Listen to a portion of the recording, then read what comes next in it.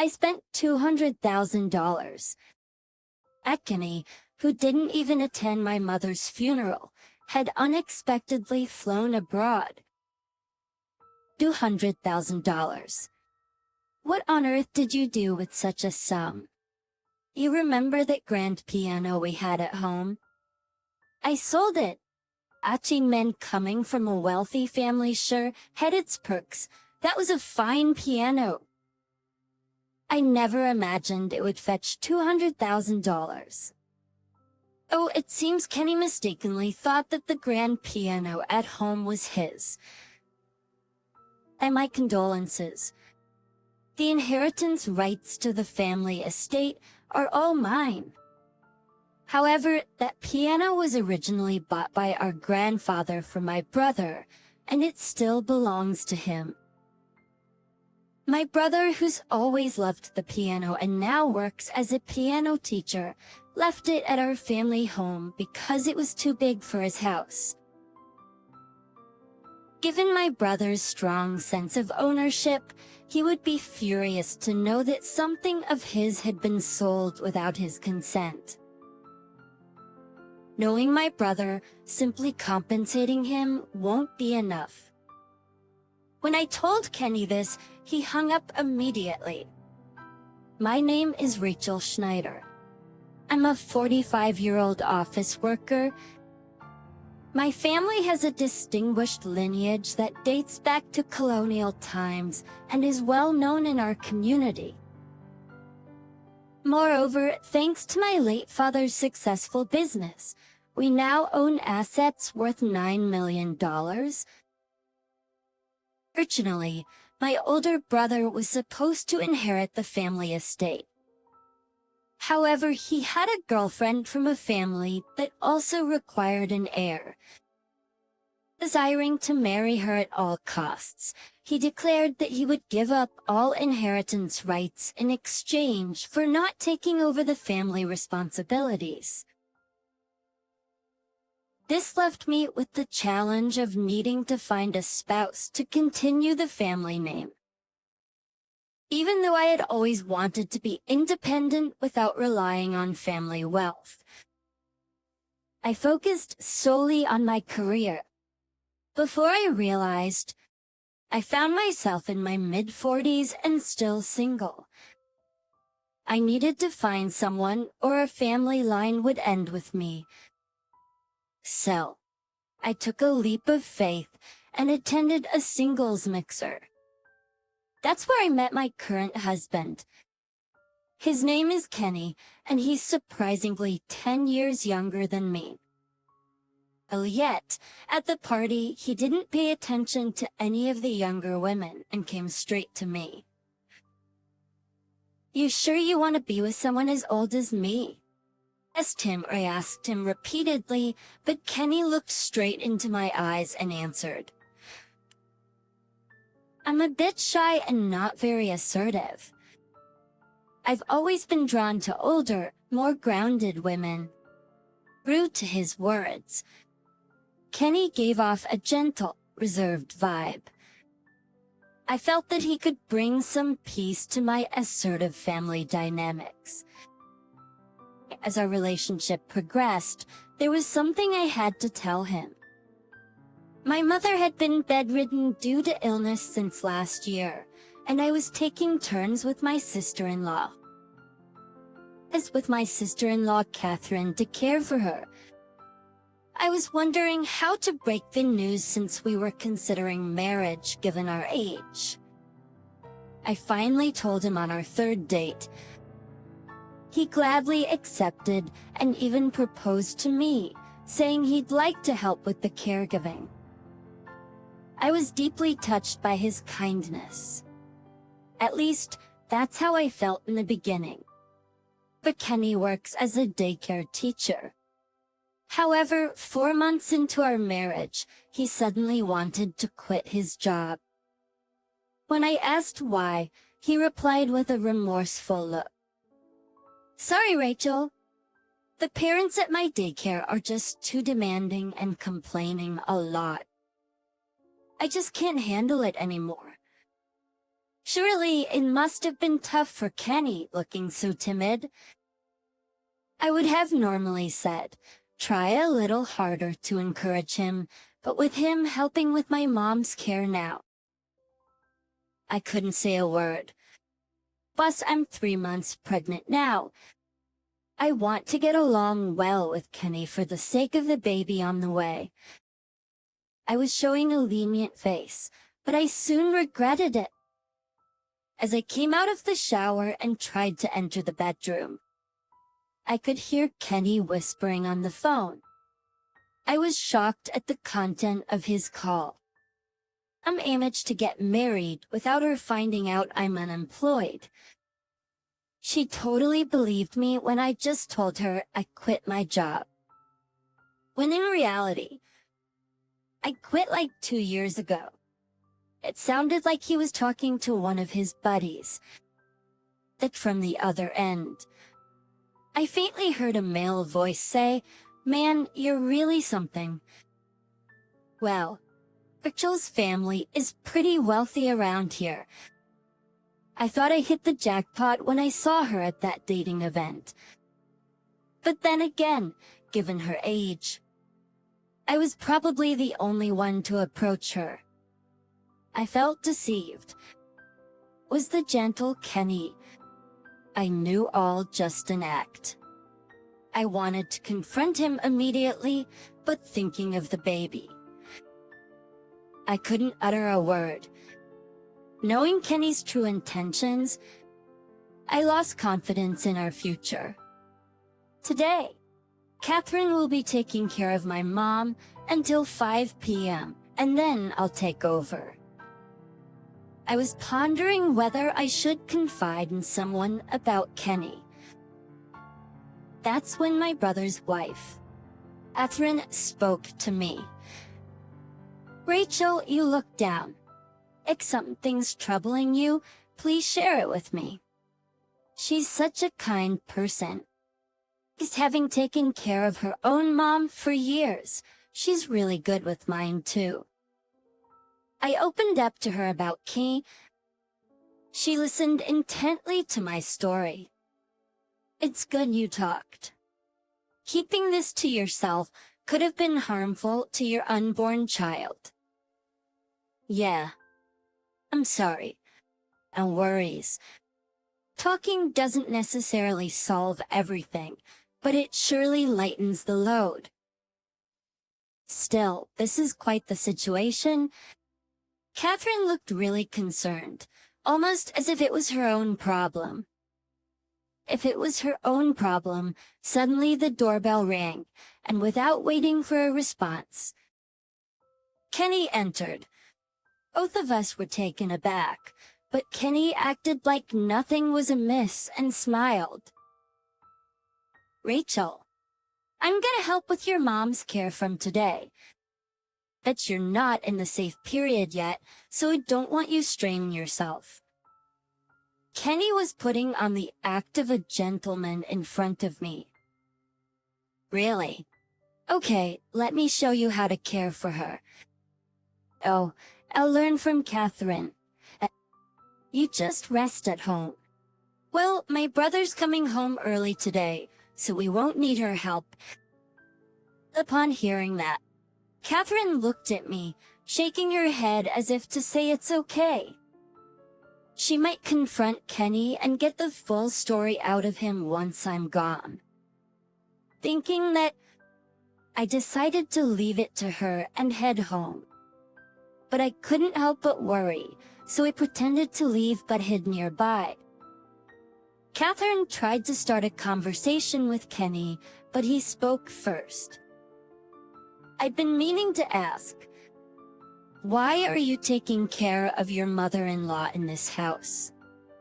He was using the same tone he used on the phone. "Well, my husband's busy and can't make it, and Rachel has her job." "But more importantly, why are you asking?" "Auntie," Kenny exclaimed, "What?" and began to say horrible things to Catherine. "You live in such a wealthy home. You'd have enough money to put your mother-in-law in a care facility. wouldn't you? And or is it something else? Did your husband give up his claim to this family's wealth, so you're trying to curry favor by taking care of her? That must be it. You'd be pretty upset if you married into money and didn't get a piece of the inheritance, wouldn't you? That's just cruel. I too was so angered by Kenny's harsh words that I wanted to leave the room. However, as I was about to, Catherine, noticing me, signaled with her eyes not to. I reluctantly stayed quiet and just watched the scene unfold. You had a nerve, didn't you? If so, leave right now. This family's wealth belongs to us, my wife and me. Up some extreme sense, I'll take care of my mother-in-law by myself from now on. But that attitude from Kenny. Catherine felt it was pointless to say anything more and left the scene. I also discreetly stepped out. She must have been deeply hurt. I wondered how I could apologize to her. Kenny began taking care of Mom all by himself. I offered to help, but Kenny told me I absolutely shouldn't come. He just explained the basics of caregiving. However, his careless caregiving had tragic consequences, and our mother passed away. The funeral was held at a church where generations of our family had been buried. However, from the day Mom passed away, and he disappeared. I tried to figure out where he might have gone, but with funeral preparations and other arrangements, I was too. Parents, I was too occupied. Visionary, relatives and neighbors seemed puzzled by Kenny's absence. Catherine, crying in front of the altar, apologized for entrusting Kenny with the caregiving. I approached the distraught Catherine and tried to console her. Catherine, please don't be so hard on yourself. It's our fault, not yours. However too late. Rachel, it's not your fault. But where on earth is that man?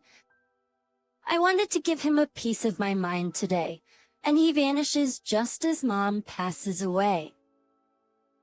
Exactly. And wasn't Kenny off and out even while he was supposed to be caring for Mom? Where was he going? Yes, according to neighbors. Then he frequently left the house. He was out so often, it didn't seem like he was caregiving at all, more like he was just bumming around. Also, they mentioned a large truck had come by once. What was that truck about? I was curious, but with the funeral going on, I didn't bring it up to anyone. The funeral ended, and even after 3 days, Kenny hadn't returned.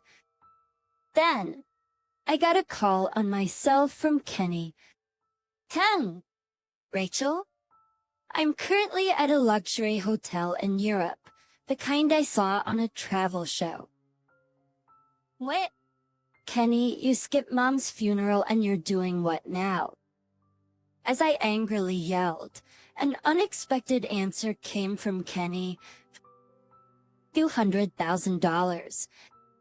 Where'd you get that kind of money? I remember the grand piano at our family home. I sold it. Man, it was a good one. Who would thought it'd go for $200,000? Turns out, Kenny had sold the family's grand piano and was using that money to travel around Europe.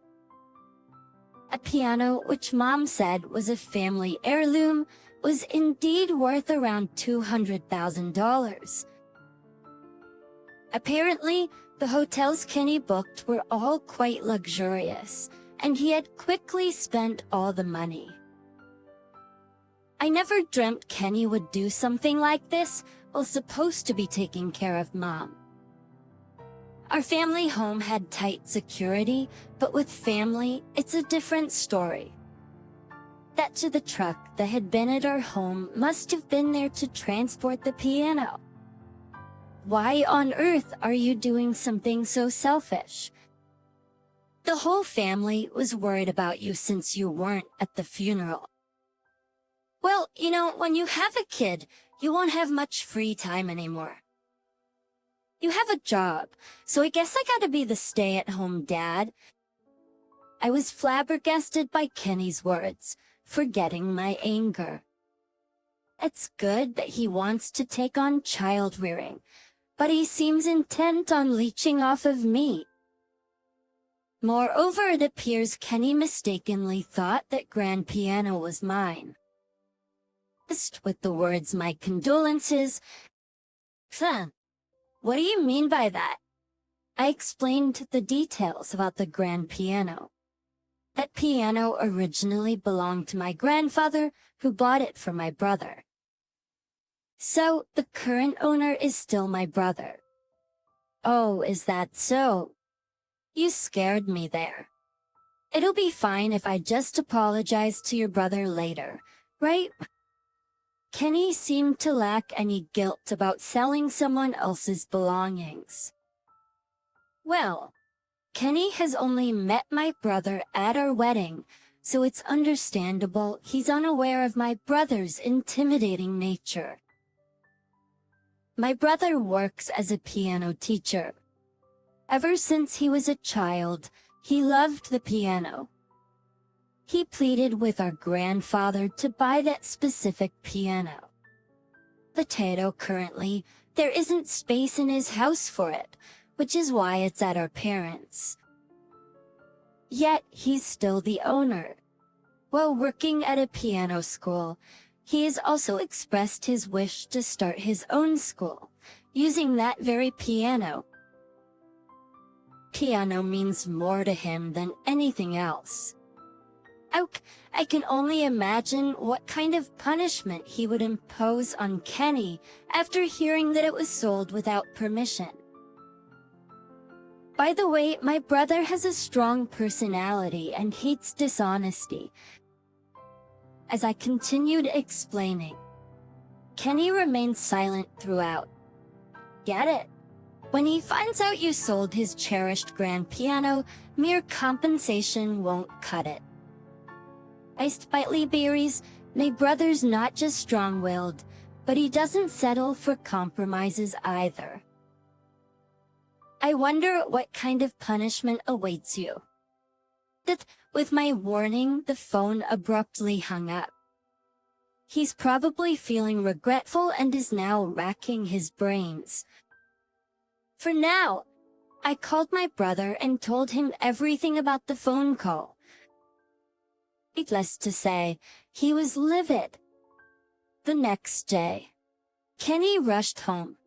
Entering from the front door, his eyes widened seeing everyone in the living room.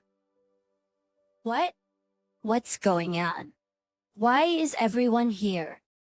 I had timed it so that the whole family would gather when Kenny returned home. Of course, my brother and his wife Catherine were there too. That with a menacing look, my brother said, "Kenny, I heard everything from Rachel. What were you thinking? Selling someone else's property, especially something that valuable, without consulting the family?" Kenny, visibly nervous, tried to justify himself. I was just trying to help with the chores around the house out of boredom. When I saw the old, large grand piano, I thought no one was using it anymore. So you decided to sell it? Yes, it seemed like a waste just to leave it there. My brother, with a stern, "But from a top European manufacturer, where's the money from the sale?" As expected, my brother is quite the actor. Everyone probably knows that Kenny blew all his money on an overseas trip, but he's trying to make him confess it in front of everyone. Kenny must be desperately thinking of an excuse. He doesn't respond immediately and seems lost in thought. The sales money, yeah. It hasn't come in yet? In a flustered manner. Kenny tried to make an excuse, but my brother's anger finally erupted. You're lying. Just how rotten are you? For starters, what's with those souvenirs from Europe in that huge suitcase? And he acted as if he'd been struck by lightning, closing his eyes and shrinking back. I'm sorry. I used up all the money. Hearing Kenny's words, all the relatives began murmuring. Everyone knows the value of that grand piano. Everyone was shocked that he could spend $200,000 on just one overseas trip. My brother, looking down at Kenny, lifted his chin with his hand, making eye contact and said, I think you already know from Rachel, but that piano is mine. Now that it's gone, you're gonna pay back every single penny. If you can't, I'm gonna sue you for theft. You okay with that? My brother was confronting Kenny with immense intensity. He almost seemed like a mob boss. Normally, this would just be a family dispute, not something to sue over. But my brother is probably intimidating Kenny, who's clueless about the law.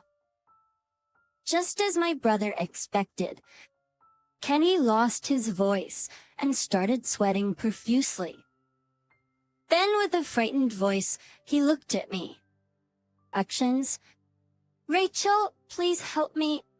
He pleaded in such a pitiful voice. What does he expect me to do? I have nothing to do with this. It's all you're doing. That when I shot him down, then he began saying something ridiculous. Don't be so cold. I took care of your mom while you were pregnant. I just thought of the trip as a reward for myself after taking care of her. Let's just say we both decided to sell the piano. That way, since we're siblings, it won't be theft, right? What? I was so dumbfounded. I couldn't close my open mouth. That's the one who came to my rescue is Catherine. Enough is enough. Didn't you tell Rachel not to come for caregiving? You even told me you thought I was just after the inheritance and tried to drive me away. What? Kenny, did you say such awful things to my wife too? Yes. I didn't want to worry you, so I kept quiet. But this man must have been plotting to secretly sell the piano without letting Rachel and me get close to the family home. Catherine's words made sense to me.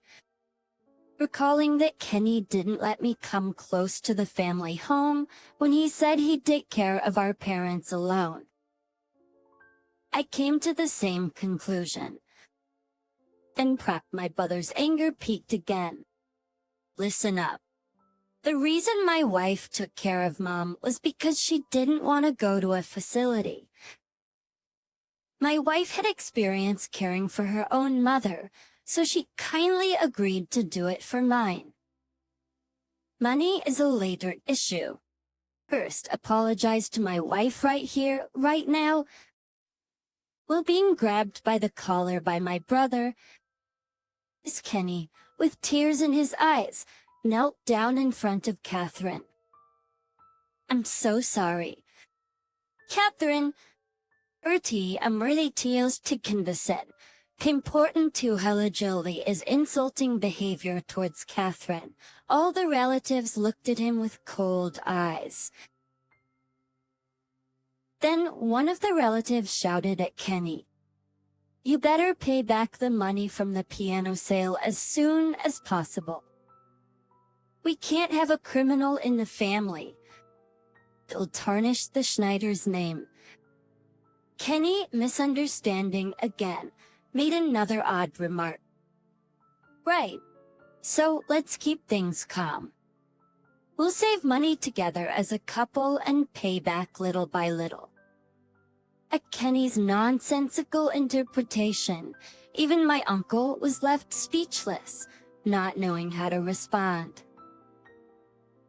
I felt that no matter what was said, it wouldn't resolve anything. So, I decided to fetch something from my room. Ever since the incident on the phone when Kenny was talking with a friend, I've had the business card of a divorce lawyer ready. Kenny called this number. I want a relationship to be over. From now on, let's communicate through lawyers. When Kenny saw the business card I thrust at him, his face turned pale. Why? We're about to have a baby, and yet, why are you doing this? Though at that moment, I told everyone present what Kenny had been talking about with his friend on the phone. Wait, you heard that? It was just a joke. You think that excuse will fly? I've known from the start that you approached me for my inheritance. Everyone around was giving Kenny a cold stare. Realizing that there was no way out, Kenny retorted with a defiant attitude. Darn, I thought I was gonna get close to $9 million. After we got married, I researched how much your mother left you. Everyone was shocked by this sudden change in Kenny, who had always seemed so gentle. Maybe I should have been suspicious of a man I met at a dating event who was 10 years younger. I thought we had married for love, but this hurt me deeply. But from now on, Kenny would be a stranger to me and my brother, so naturally, he had to pay back the money from selling the grand piano. Kenny broke down, saying, I can't do that. But all the relatives present would testify against him, so there was no escaping this. However, rest assured, I won't ask for child support. Really? Well, at least I'm grateful for that. In return, Kenny, you'll have nothing to do with this child. This is my child alone. You can't even claim to be its father, I firmly stated, with my hand on my belly. So, I can't even see the child. Of course not. A salesman who deceives others for money doesn't deserve to be a father. Upon hearing this, Kenny looked devastated and collapsed. Since the divorce, Kenny had been living in poverty, working 11 jobs. One day, my phone rang and it was Kenny. I didn't want to have anything to do with him, but he kept calling, so I reluctantly answered. Rachel, please help me. And Kenny pleaded in a pitiful voice. He explained that the buyer of the grand piano he sold wanted to return it and get a refund. When Kenny sold the piano, he had said it was in pristine condition. However, there was a large engraving on the back, made by my brother claiming ownership. Probably Kenny didn't check the back. He should have gone to a reputable piano buyer who would have checked it thoroughly. Kenny probably sold it through a shady dealer. He was likely lured in by tempting offers like completely free, and now he's facing the consequences. Benny had to return $200,000 to the buyer. Considering what he owed my brother, it was a substantial amount. Later on, Benny tried to file for bankruptcy, but my brother and I took legal action and stopped him. Now, Kenny is burdened with even more debt and works day and night doing manual labor. Eventually, the heirloom grand piano safely returned. At inspection to relieved, my brother put a strong lock on the room where the piano was kept. He even installed a security camera, being super cautious. "No one's gonna touch that piano till I start my piano lessons," said my brother, who hadn't changed a bit from when he was a kid, making me chuckle. My brother expressed his wish to start a piano school at our family home, so I decided to discuss sharing our mother's inheritance. Catherine, my brother's wife, had taken care of our mother, and I felt guilty about inheriting everything by myself. Thanks to my brother agreeing with my decision, it seems we'll continue to have a good relationship with his family in the future. And so, I was blessed with a long-awaited baby girl. I feel bad for the relatives who were hoping for an heir, but in today's age, I believe girls tend to cherish their mothers for a longer time. Besides, my mother, in fact, was an only daughter and took in a son-in-law, so if needed, my daughter can do the same. So in reality, I became a single mom, but Catherine, who's already done with her parenting, is fully supporting me. Ever since I was taking care of my mom, I've truly been indebted to Catherine. My brother said he's going to step in as a father figure for my daughter, and he's really excited about it. Also, my brother and Catherine have 2 adult daughters, and under his influence, both became kindergarten teachers. Those nieces have also come to adore my daughter. I feel so fortunate to be supported by such a warm family, and with gratitude to those around me, I intend to live strong with my daughter. I moved into this house and gave birth to the heir, so you better be thankful. It's downright greedy to ask for more. But despite living together and being a homemaker, she acts like a pampered guest. My son's wife, Emily, didn't change even after they had a child. Amidst all this, my husband had a serious accident and passed away, but there's something off about my elder son's wife's behavior. She'll soon realize the consequences of doing things she can't face up to under the watchful eyes of the heavens.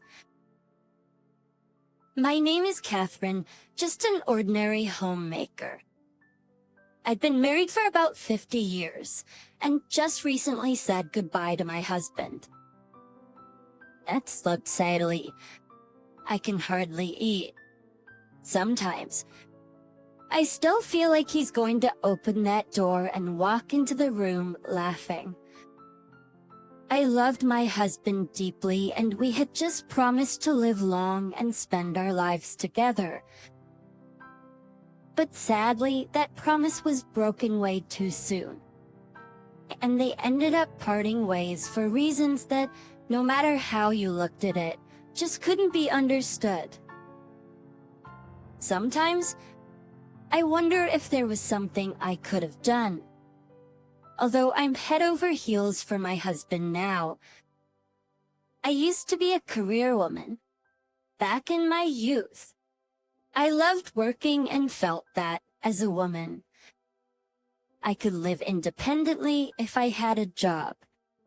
That either out of concern or impatience, people around me suggested I go on dates.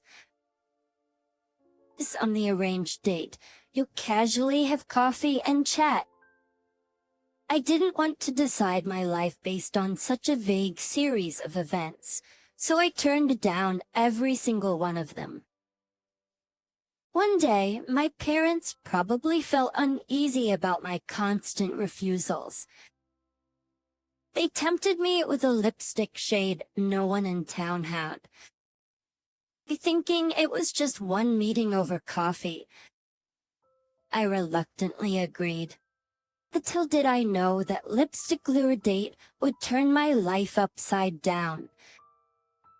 The man I met was pleasant and jovial. He had a childlike face, just grown up. Petty and sometimes saying more than needed, but he was endearing in his clumsiness. As we spoke, I got drawn in, and before I knew it, we were married. We had a son and a daughter. My daughter was quite charming, and it seemed she had close friends since she was little.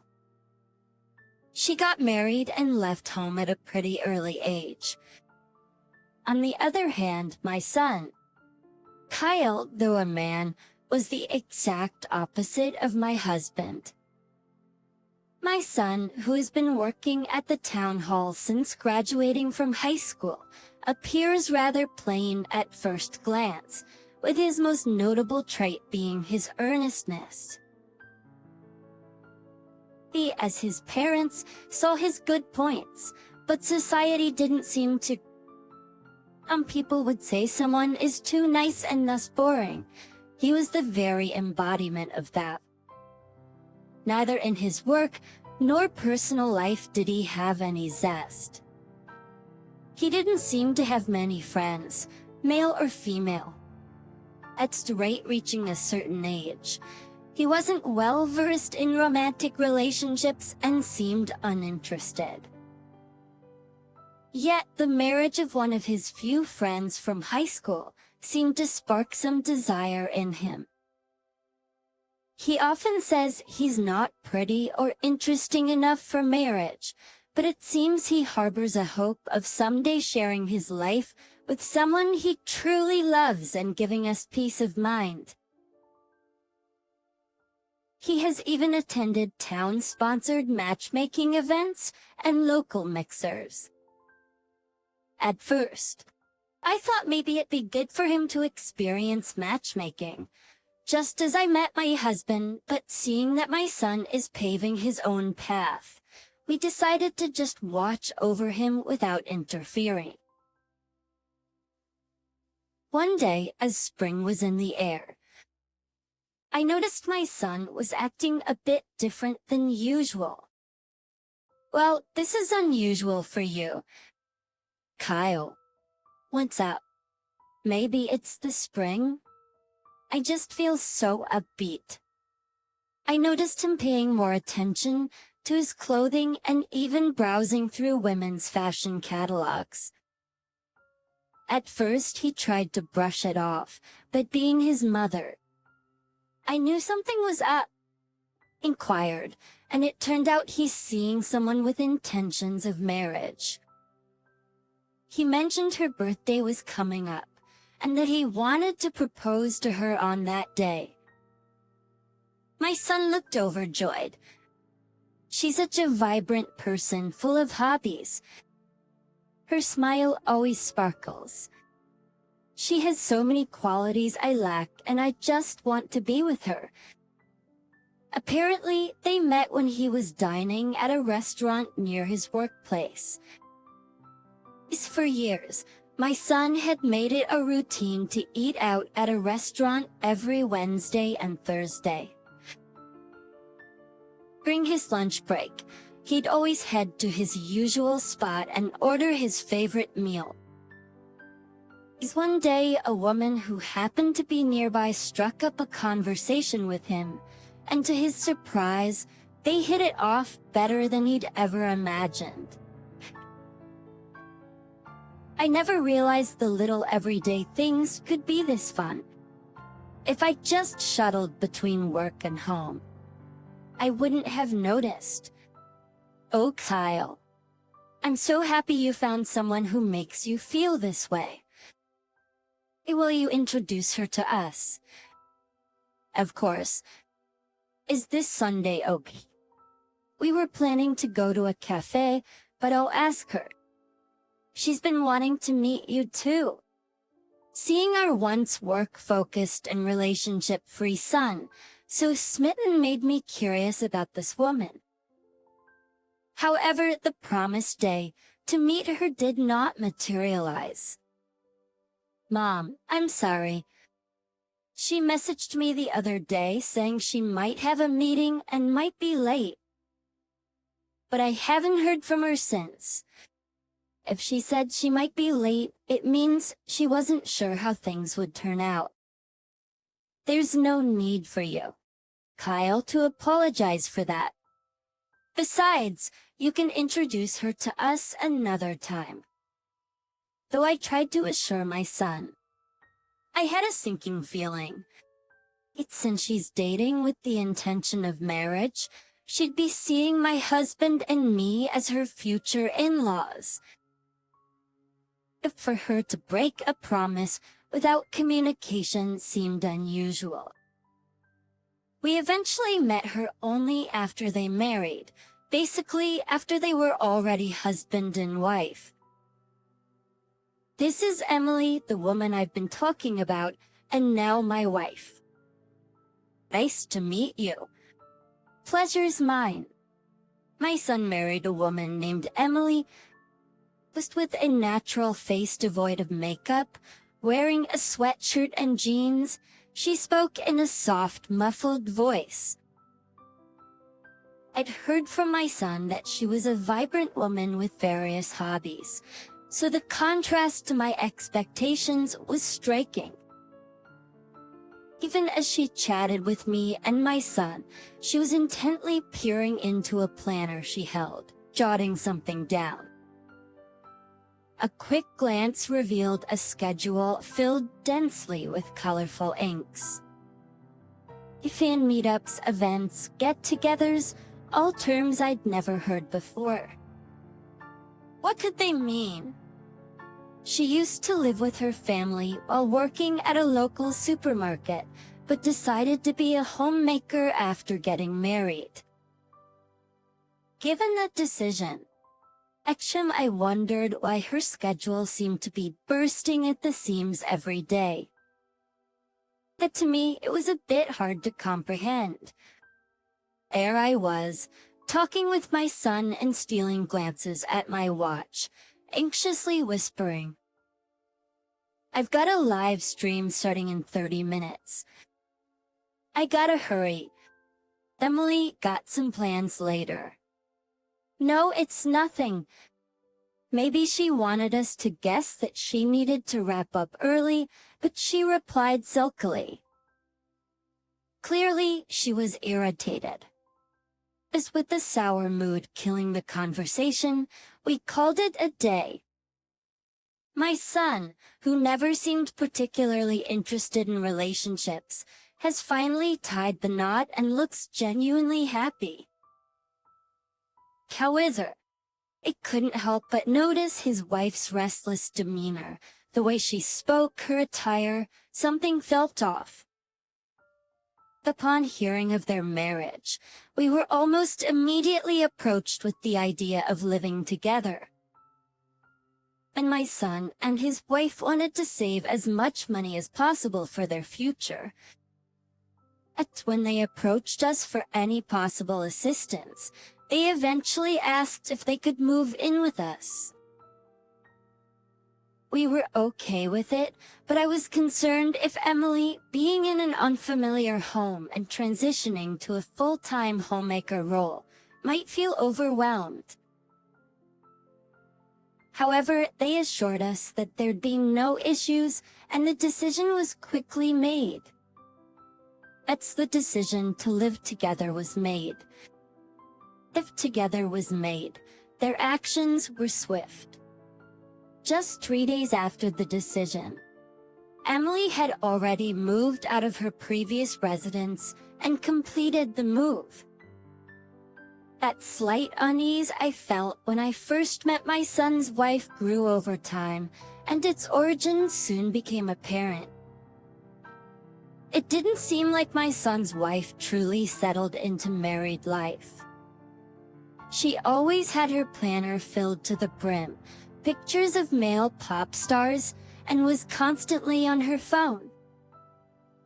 It's my son's wife's right to have such belongings, but constantly being on her phone even when conversing with me, my husband or my son, is concerning.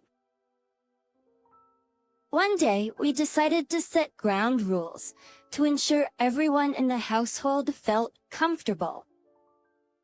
That the first to speak up was her. Although both our couples live in the same house, we should respect that we're two separate families and refrain from interfering in each other's private matters. Right, privacy? Let's be mindful of each other's boundaries and maintain a healthy distance. However, she hides behind this rule, claiming to be a homemaker, yet hardly does anything around the house. She's always glued to her phone while I handle cooking and cleaning. She has my husband do the heavy lifting and cleaning the bathroom. But you see, I have a delicate back, and even little things can hurt it easily. At making a man over 70 do the heavy lifting and not even helping. Emily, that's a bit much. I wish you'd chip in sometimes. So you're saying it's okay for me to hurt my back? That's how you think?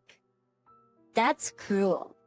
Didn't we promise not to nag each other about household chores? Have you forgotten? She shouts in a tone you wouldn't expect from her usual muffled voice. When you think you've no clue what she's upset about, she suddenly starts yelling. This is how it always goes, preventing any real communication, and time just keeps passing. Eventually, my son's wife began to shut herself in the shed outside. I saw the light of the TV and heard her shouting someone's name. Probably some male pop star from the photos she always carries around. The shed seems like it's become Emily's personal room. There was no consideration or effort to live harmoniously with those in the house. She only seemed to think about how to live comfortably for herself, which is rather vexing for us. However, my son didn't seem to be able to stand up to his wife, always remaining non-committal. Emily is struggling too in this unfamiliar environment. I'll help with the housework after work, but she just locks herself in the shed during the day. I hear her shouting sometimes, and it worries me. I'll talk to her. It's gonna be okay. We were not sure what happened, but my son's wife got pregnant. There were complications like severe morning sickness and preterm labor threats during her pregnancy, mostly spent in the hospital.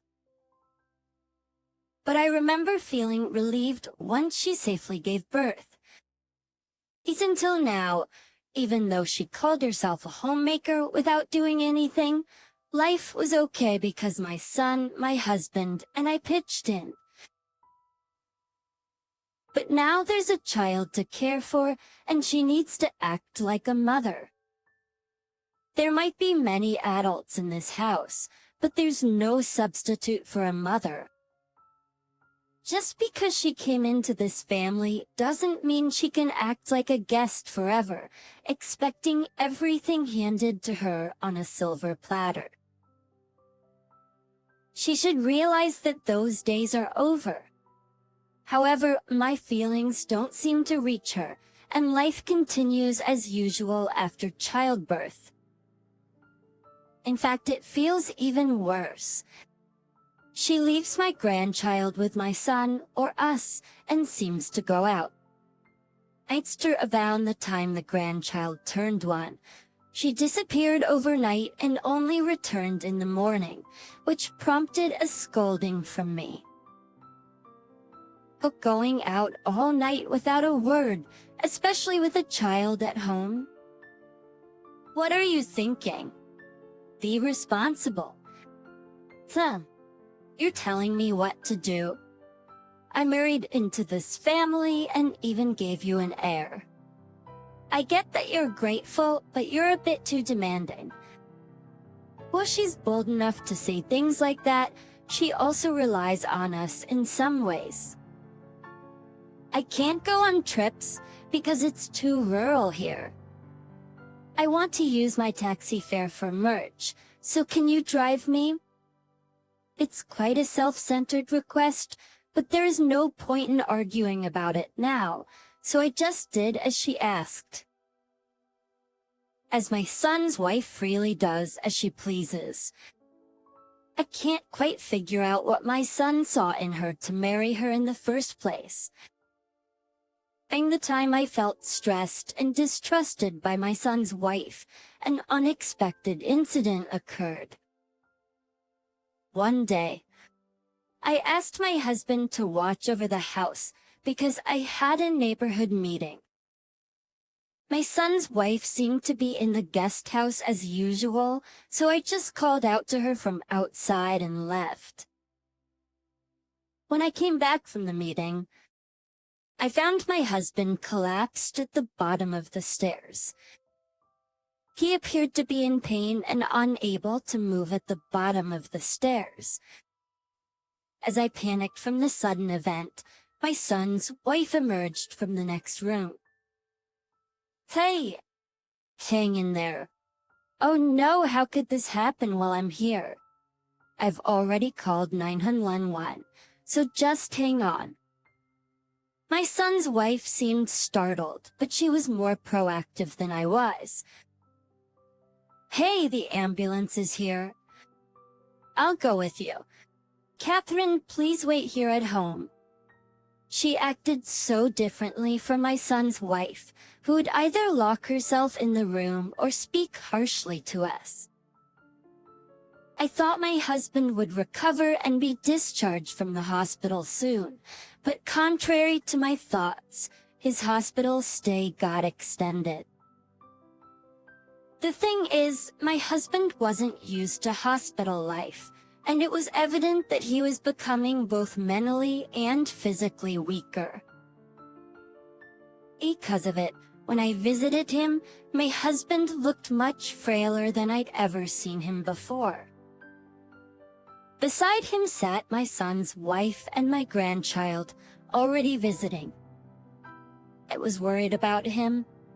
Seeing him get weaker every day is unbearable. Well, I was concerned about seeing my husband looking as if he'd seen something terrifying.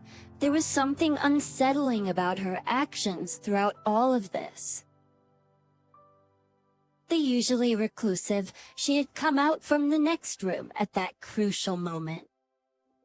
It's as if she knew what was happening with my husband.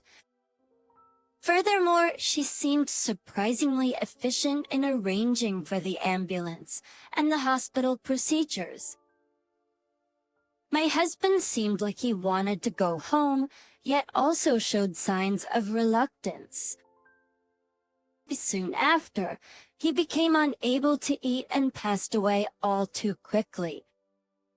Between my husband's injury and his sudden passing, I had a lot on my plate. Yet the shock was too much for me, and my body wouldn't cooperate as usual. Catherine, please don't get too down. My husband and I will handle the funeral. Yes, I'm not feeling well, so can I leave it to you? Ever since my husband got injured, she had been surprisingly supportive. It's hard to believe she's the same person who used to keep such a distance from the family. She promptly made decisions and plans with the funeral director. I've spent a lot of time at home, unlike my husband who worked outside, so I've always been taken care of by my father-in-law. Please let me return the favor now. While saying this, her eyes filled with tears. However, next to her, my grandchild. Henry seemed restless and suddenly ran off somewhere. He dashed away so fast that it looked like he was fleeing from something, and I lost sight of him. On the day of the funeral, my son and his wife attended with their child. Henry? My husband had always lived with my grandchild since he was born and adored him like the apple of his eye. Consequently, my grandchild loved my husband very much. Isn't being 5 years old, he probably understood what the funeral meant and that he wouldn't see his beloved grandfather anymore. He seemed different, more restless than usual. However, perhaps Emily probably thought that scolding him as usual would draw too much attention in the crowd. Emily noticed his behavior and gently hugged him from behind. "Come on, Henry, say your final goodbye to Grandpa." "It's not the last." "Don't touch me. I'm scared, stay away." Henry, who's usually calm and rarely makes a fuss, started to act out in an unprecedented manner. The folks around felt that this wasn't just some ordinary tantrum and began to murmur amongst themselves. Then, with a voice loud enough to drown out the commotion, Henry shouted, "Grandpa says Mom pushed him." The 5-year-old, my grandchild, clearly stated what he'd heard. The surrounding crowd was taken aback, and speculations began to fly seeing this. My son's wife held my grandchild close, bowed her head for a moment, then looked up and clearly stated, "Lately he's been influenced by cartoons and says things like this. I apologize for my poor. Is it parenting? I'll talk to him properly later." When my son's wife said that, the commotion seemed to die down, as if those around were convinced by her explanation. But then Henry suddenly ran out of the funeral home. A few people concerned tried to chase after him, but lost sight and soon returned. Despite the disruptions, the funeral had to continue. The rituals and prayers proceeded, and all that remained was to seal the casket. Before the casket was to be sealed, attendees began to place flowers inside the casket and say their final goodbyes. Just then, Henry came running with a pair of scissors in his hand. Henry stopped the person who was about to nail the casket shut, trying to retrieve a fanny pack that the deceased had been wearing inside the casket. "Dad, get Grandpa's fanny pack." He always wore. Henry screamed frantically, trying to cut the belt of the fanny pack with the scissors. However, interrupting those words, my son's wife spoke gently to him. "You see, this fanny pack was something Grandpa always wore and cherished. He probably wants to take it with him to heaven. Mom is lying. Don't come near. He never said that. Dad, help me quickly, my son." Sensing that his usually calm son must have a reason for behaving this way, rushed over to the coffin alongside him and helped remove the fanny pack, while my son's wife had only stood by watching the two. As soon as the fanny pack was removed, she reached for the fanny pack. "Stop, don't touch it." My son's wife, seemingly having anticipated this, tried to snatch the fanny pack, but her actions seemed very unnatural. Perhaps my son had his suspicions based on her previous behavior, as he quickly brushed his wife's hand away and handed the fanny pack to his son Henry. "Henry, what's in this fanny pack? Wide up." "You insist on this. Grandpa told me to help and to check it." Beside Henry, who was now emptying the contents of the fanny pack, my son's wife yelled at him, "Stop it, you're probably making Grandpa sad." "Do "You want to ruin the funeral," Grandpa told me. To do this stop it, ignoring her protests, Henry proceeded to methodically check every compartment. The last pocket he reached for was a hidden one deep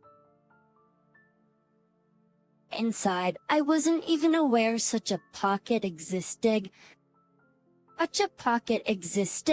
But inside it was a slightly oversized pen.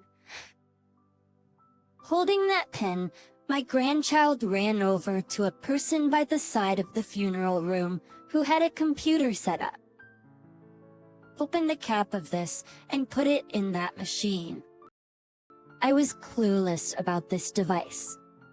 I'd never known my husband to own such a pen, so it was impossible that my grandchild knew about it. Furthermore, my son and his wife rarely used computers at home, so Henry probably didn't know how to use one either. Yet with his assertive actions and unwavering statements, I couldn't help but believe in some mysterious force at play. What appeared to be a pen was actually a voice recorder.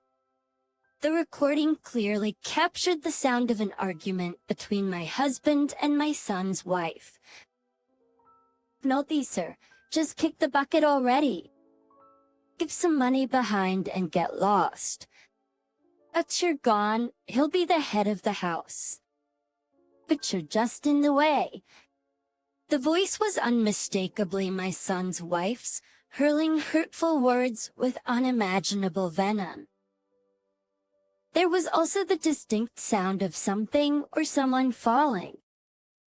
Accent Cheerio. "Emily, what kind of person are you? Why would you do this?"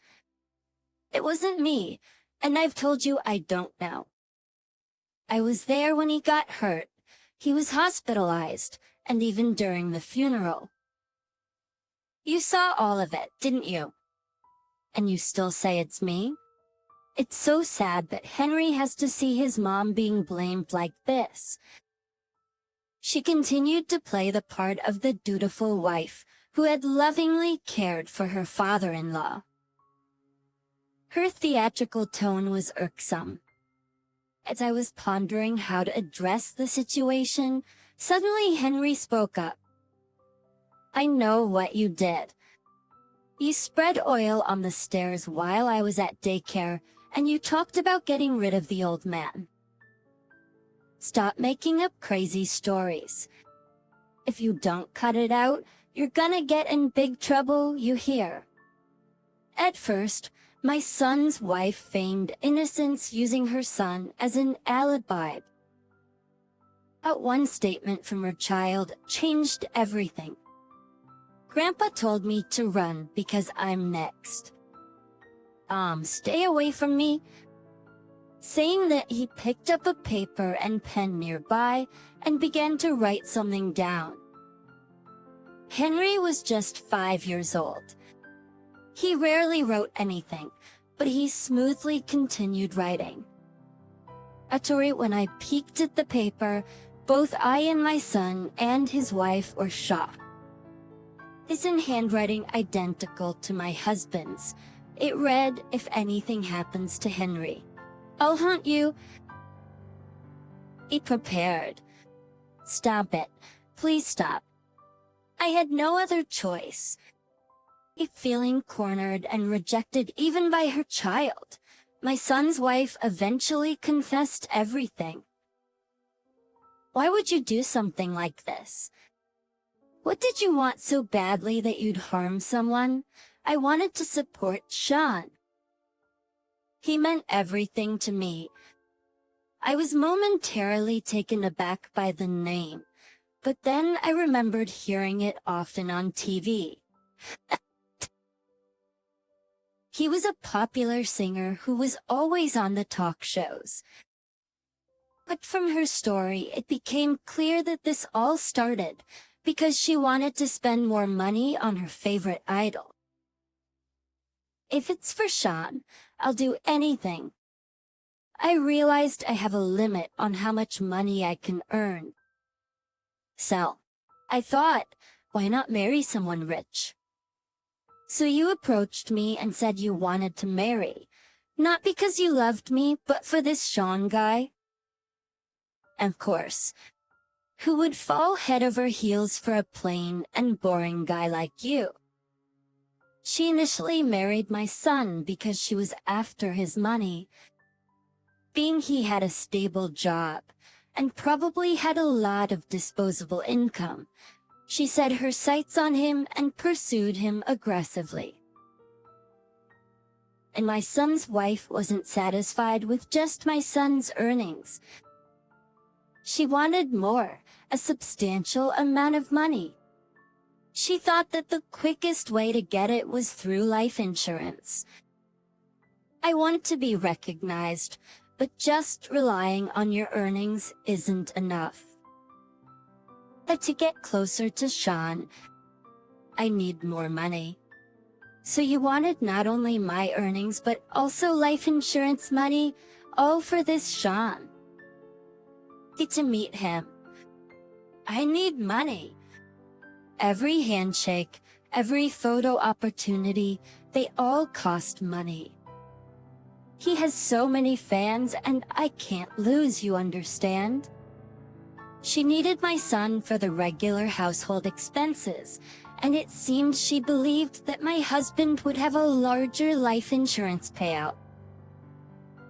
If something happened to my husband and the life insurance money came through, it would be split between some. However, most of it would stay in the house. That meant my son's wife could spend it as she pleased. I probably won't be around for long, and eventually her husband, my son, will take care of the household. That means she'll have free reign over the household finances. I remember her saying that she was planning to spend as much money as she wanted on her favorite pop star. After that incident, my son came to his senses and immediately took steps to divorce her. I loved you when we got married, especially when you were doing what you loved and shining. But I was blind to everything else. I can't believe you'd even think about harming someone, especially for money. We can't live together, especially not for our son's sake. Hold on. I know I'm obsessed with my idol, but you love that about me, right? We got married because you loved me. How can you just divorce me like that? It's astounding that even after all this, my son's wife still firmly believed that my son loved her. She must have some nerve. I believe what Henry is saying and what he sees about my dad. It's terrifying just to think that after my father, you might see our son as a threat. This isn't just a passing whim. I've left everything to you until now. Until now. I'm going to turn things around and properly raise Henry from now on. Obviously, I'll live with Henry. I can't believe how oblivious she is, still insisting she'll have rights to live with Henry. She's really lost it. If you divorce me, where will I live? Well, as long as I have Henry, I'll get child support from you. Simquire used. I guess I can let you divorce me, but you might struggle to make ends meet. So you're basically just seeing our child as a cash cow. It's heartbreaking to think of him growing up with you. I can't hand over our child to someone who'd harm others for their own selfish reasons. Soon after, the police contacted us saying they would investigate, including our home. And apparently, a distant relative attending the funeral was a cop and had set things in motion. Upon thorough investigation, there were several injuries and dents that couldn't have resulted from a simple fall. Thus, along with the audio evidence being accepted, it became almost certain that my son's wife had pushed him. I didn't need my son to intervene. She was taken to the police station that very day. She probably won't breathe fresh air for quite some time, but that's the bed she made. My son promptly made my son's wife agree to the divorce, making him officially single. Now my son is with Henry, raising him. Well, it can't bring back my beloved husband. I find happiness in living surrounded by my son and my adorable grandchild. At least the pain of loss and cherished moments can never return, but looking forward to my grandchild's growth brings joy. After that incident, my grandchild's mysterious power seems to have waned, and he's been talking less about my husband. Rather than dwelling on the past, I want to focus on the happiness that lies ahead. I can't take it anymore. Having my aching back, I mustered the courage to speak up to Carter. I really was at my wit's end, and I thought that if I kept taking care of the child and doing household chores on my own any longer, I'd break down. However, Carter neither comforted me nor showed any compassion. Instead, he glared at me and said, "What? Don't you dare slack off on taking care of the kid and the chores. If you're going to whine, I'll divorce you and kick you out." Seeing Carter shout those words in disdain, my world went dark. There's no love left in him for me. If things don't go his way, he considers me expendable. I guess, holding back the anger boiling up from deep within, I felt something inside of me withdrawing. I can't stand being with this man any longer. I stared at Carter intently, making a pivotal decision. My name is Catherine Sawyer, 41 years old. I live with my husband, Carter, and our 5-year-old daughter, Evelyn. Fortunately, I used to work as a temporary staff, hopping from one company to another. But after marrying Carter, I became a full-time housewife, being a temporary staff without any special skills and having never married. I was anxious about my future, so I had no complaints about settling down as a housewife after marriage. I've always enjoyed housework, so transitioning into a household role was easy for me. Carter and I got married 5 years ago. It was a late marriage for both of us, but we were blessed with a daughter shortly after. Carter, a public servant, seemed like the perfect match for me. We first met at a local bar we both frequented. My workplace was near the city hall, and Carter and I had bumped into each other at the bar a few times. At first, I just thought, oh, it's that guy again. But after a few encounters, Carter started the conversation.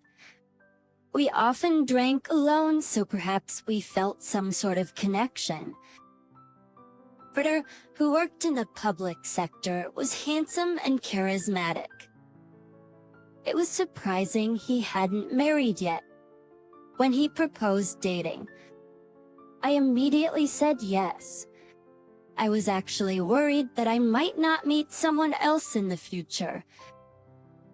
Plus, good men my age were already married, and I didn't have the courage to approach younger men. That's when I met Carter, and I quickly fell in love. Carter moved with grace and had a mysterious charm about him, making me think he must have been popular with the ladies in the past. "I'll definitely make you happy." "Yeah, sure." When Carter proposed to me after dating for 6 months, I had no doubt that this was the peak of our happiness.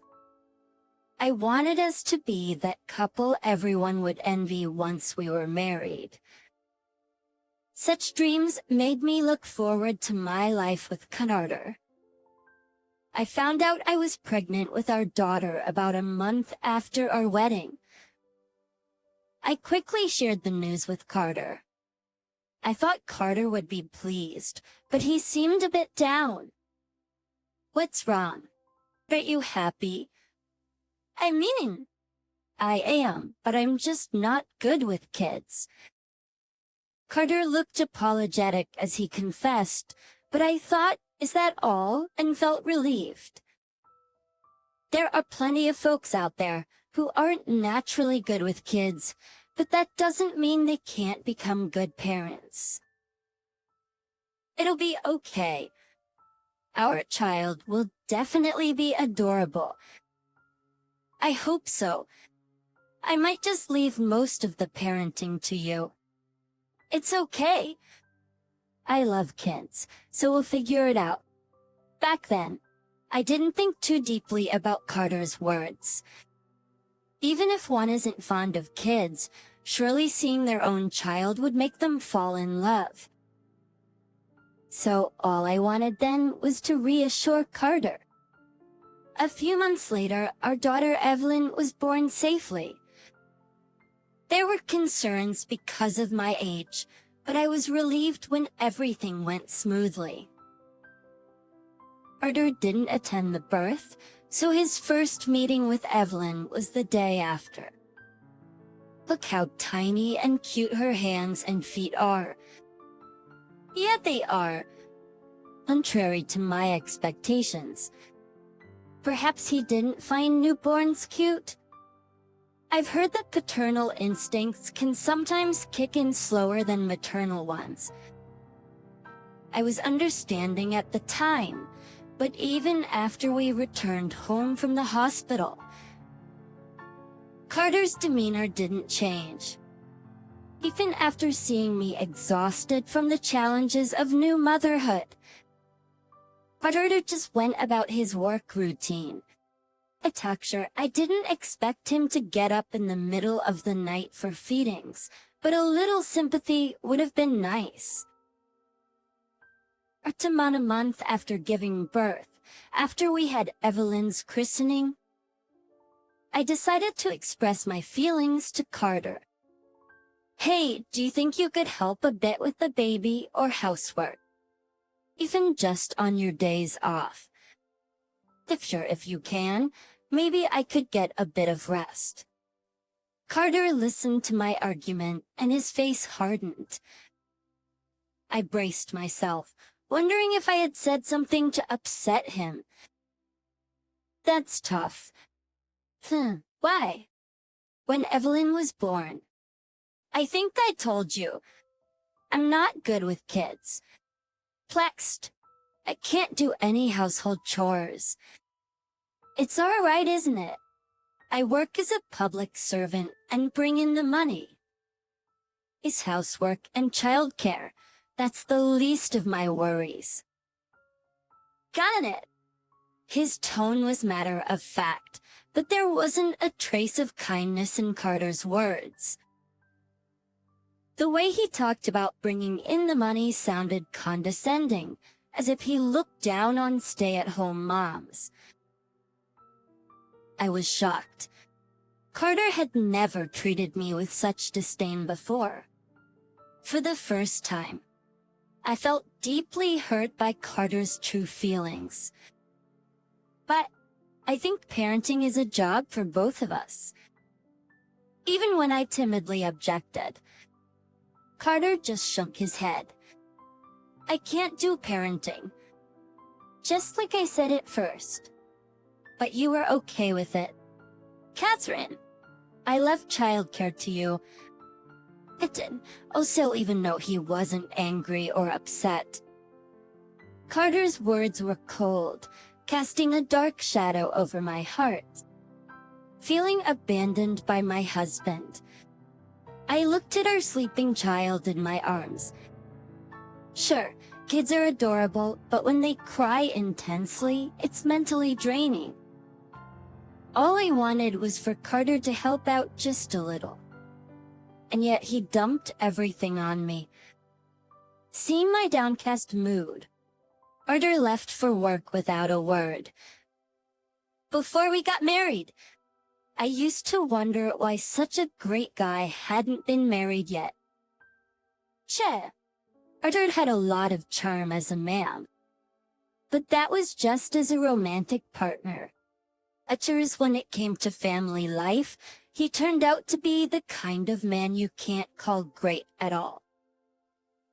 It was my fault for not realizing this before marriage. Regretting it now won't help, especially when I have a newborn to care for. I can't just be left out on the streets with unstoppable tears of frustration. I wondered what the future held for us. True to his word, Carter left all the household and child-rearing tasks to me and did nothing outside of his job.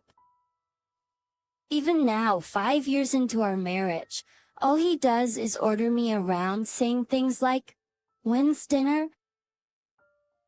Clean this up for me." And he has become more authoritative than when we first got married. Sighing, I just followed Carter's instructions. Acceptancy, our daughter, now 4 years old, still requires a lot of attention.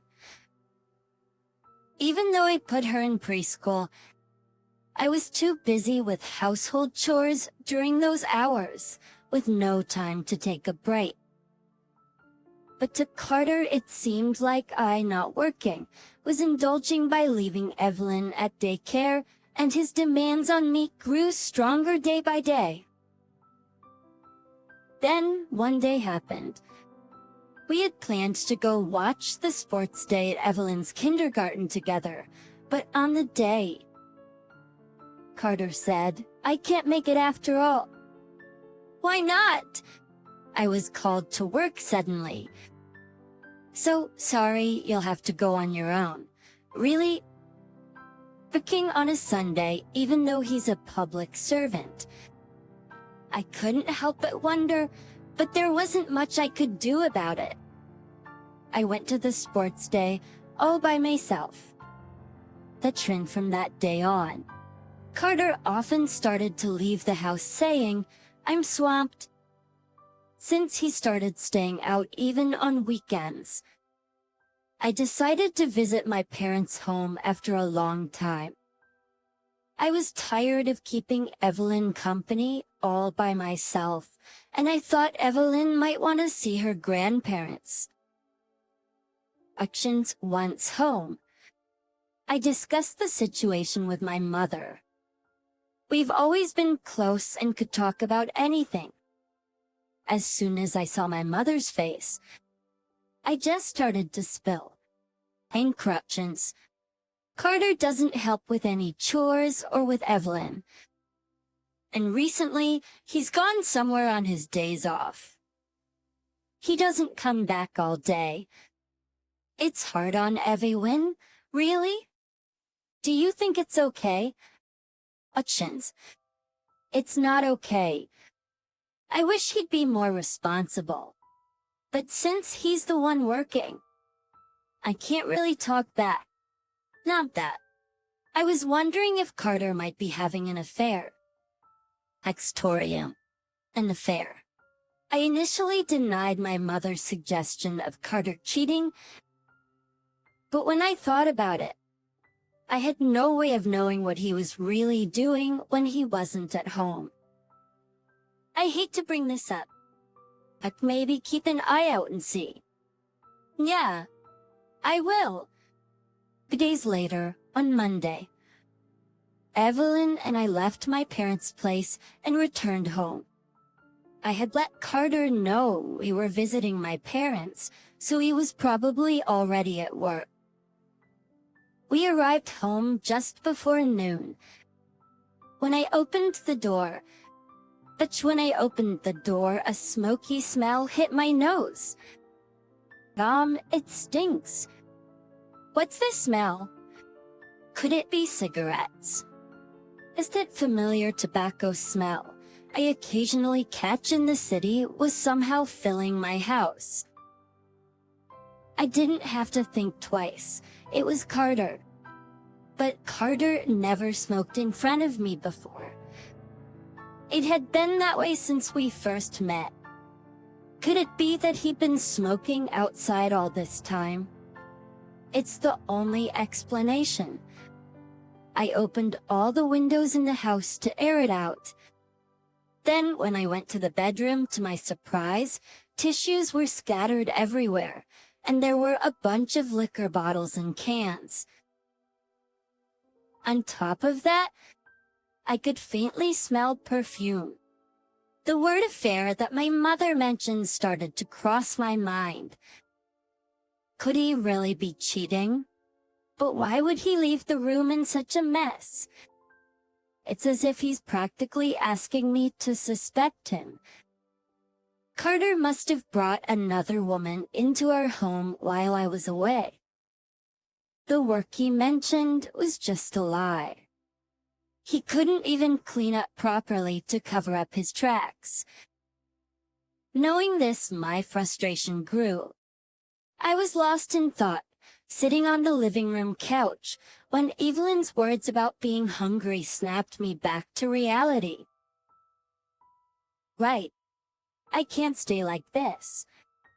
I've to find out if he's really cheating. While preparing lunch, I planned my next move. After lunch, I immediately hired a private investigator to check on Carter. It was costly, but if they could confirm his infidelity, it'd be worth it. 2 weeks later, the PI contacted me. The verdict was damning. Apparently, Carter had been seeing a young woman who worked at a bar near the place we first met. She was 20 years younger than him. It had been Carter's charm. It wasn't surprising that even a younger woman could fall for him. I had once too, but I never thought Carter could be such a lowlife. Holding the evidence from the investigator, I filled out the divorce papers without hesitation. Staying with Carter would only bring pain to both Evelyn and me. It's heartbreaking for Evelyn, but I have to step up for her sake. Having prepared for divorce, I was waiting for the right moment to bring it up with Carter. However, for some reason, Carter didn't show any signs of infidelity for a while. In the meantime, I got busy with parent-teacher meetings and school events for preschool, and found it harder to keep up with the household chores. One day, when I served dinner using store-bought sides, Carter suddenly got angry. "What's this? Can't you make a proper dinner?" He slammed his fork on the table, shouting with a clearly annoyed face. Evelyn, who was eating with us, jumped in surprise. "I'm sorry," as his imprecation spares, "but lately I've been so busy. My back's been hurting too. Can't you help out just a little?" I asked, hoping against hope, but Carter just glared at me. "I can't take this anymore," rubbing my aching back. I mustered the courage to speak up to Carter. I really was at my wit's end, and I thought that if I kept taking care of the child and doing household chores on my own any longer, I'd break down. However, Carter neither comforted me nor showed any compassion. Instead, he glared at me and said, "What? Don't you dare slack off on taking care of the kid and the chores. If you're gonna whine, I'll divorce you and kick you out." Seeing Carter shout those words in disdain, my world went dark. There's no love left in him for me. If things don't go his way, he considers me expendable. I guess, holding back the anger boiling up from deep within. I felt something inside of me withdrawing. I can't stand being with this man any longer. I stared at Carter intently, making a pivotal decision. I understand. I swiftly rose from the chair and told him, I'm getting a divorce and leaving. Staring at me, Carter gulped but quickly recovered his demeanor and snorted. As you wish. He spat out and stretched as if feeling liberated. I stared coldly at Carter. I hastily packed my essentials into a carry-on bag, setting dinner aside. Anticipating something like this, I'd already sent both Evelyn's and my clothes to my parents' house. So, I was able to prepare in no time. Evelyn, we're leaving. Without a word, Evelyn stood up and followed me. I truly felt sorry for her, but staying with Carter wasn't good for her upbringing. With a heavy heart, I took Evelyn by the hand. Hey, are you serious? It's on you whatever happens. You ain't even working, so what's your plan? I left the house without answering Carter's question. As I was about to close the front door, I thought I heard him click his tongue, but I ignored it. He's probably going to live with that woman he's having an affair with. He might even be relieved that I brought up the breakup. Though it pained me to think I was playing into Carter's hands, it couldn't be helped. Evelyn, wanna go to Grandma's? Yeah. It seemed like Evelyn, despite being a child, grasped the situation. She had grown to be so independent. Thankfully, she wasn't much influenced by Carter, who never took part in parenting. I returned to my parents' house with Evelyn. My parents welcomed us warmly. My father was furious at Carter, but he calmed down when I intervened. I just can't stand that guy. Got any plans? Yeah. I'm gonna file for divorce tomorrow and consult a lawyer. Knowing that I was going to... Is he going to take the appropriate measures to discipline them? My parents seemed relieved.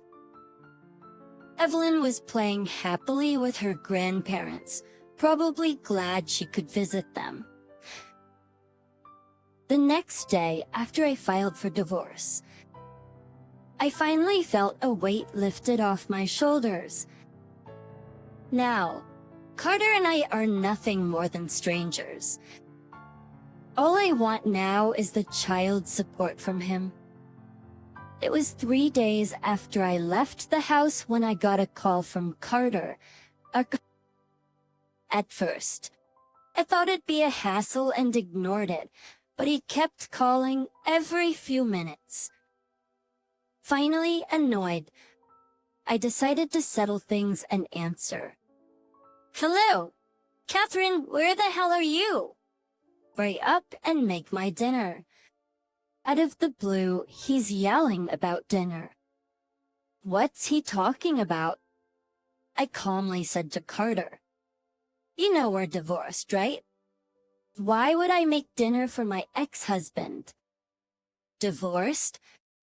I don't accept that. Just get back home now. You're probably at your folks' place, aren't you? Sure. I'm at my folks', but there's no way I'm thinking of going back to the house with Carter. After all, since we're divorced, it's not my home anymore. Listen, Carter, did you hear what I said? Our divorce is official. Whether you accept it or not, it doesn't matter. It seems like it finally sunk in for Carter as he muttered divorce. Official. That's right. So now you and I are just strangers. There's no reason for me to cook for you. But this is problematic. I can't eat anything but the meals you make. I can't stomach eating out or convenience store food. That's true. Carter always preferred home-cooked meals and never ate takeout or convenience store food. But that doesn't mean a divorced wife should make him food. You should ask that woman you've been seeing to make you dinner. When I brought up his affair, Carter gasped in surprise. He probably didn't realize I knew about it. How did you find out about that? I had a hunch for a while and hired a private investigator. She works at a bar, right? Watched only 25. I heard. Her name's Ashley Thompson. Maybe if she cooks for you, everything will be solved. Hearing the woman's name from me, Carter was shocked and at a loss for words. I pressed on further. I've been noticing you're out of the house a lot recently, but I never imagined you'd be cheating. Were you out with another woman even on Evelyn's sports day? It's just disgusting. Why should I cook for someone like you? Considering Carter and I are already divorced. I was on the offensive. Carter, seemingly caught off guard, hesitated on the other end of the line.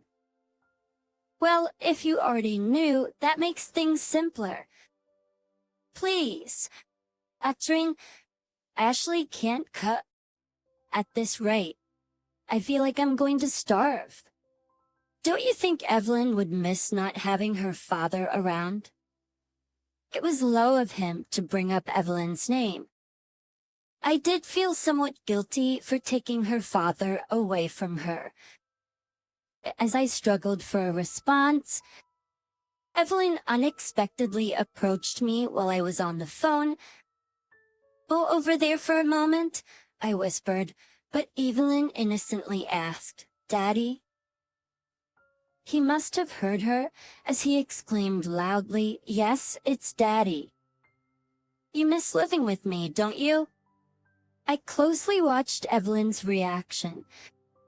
Evelyn pondered, tilting her head, and then simply said, "Nope."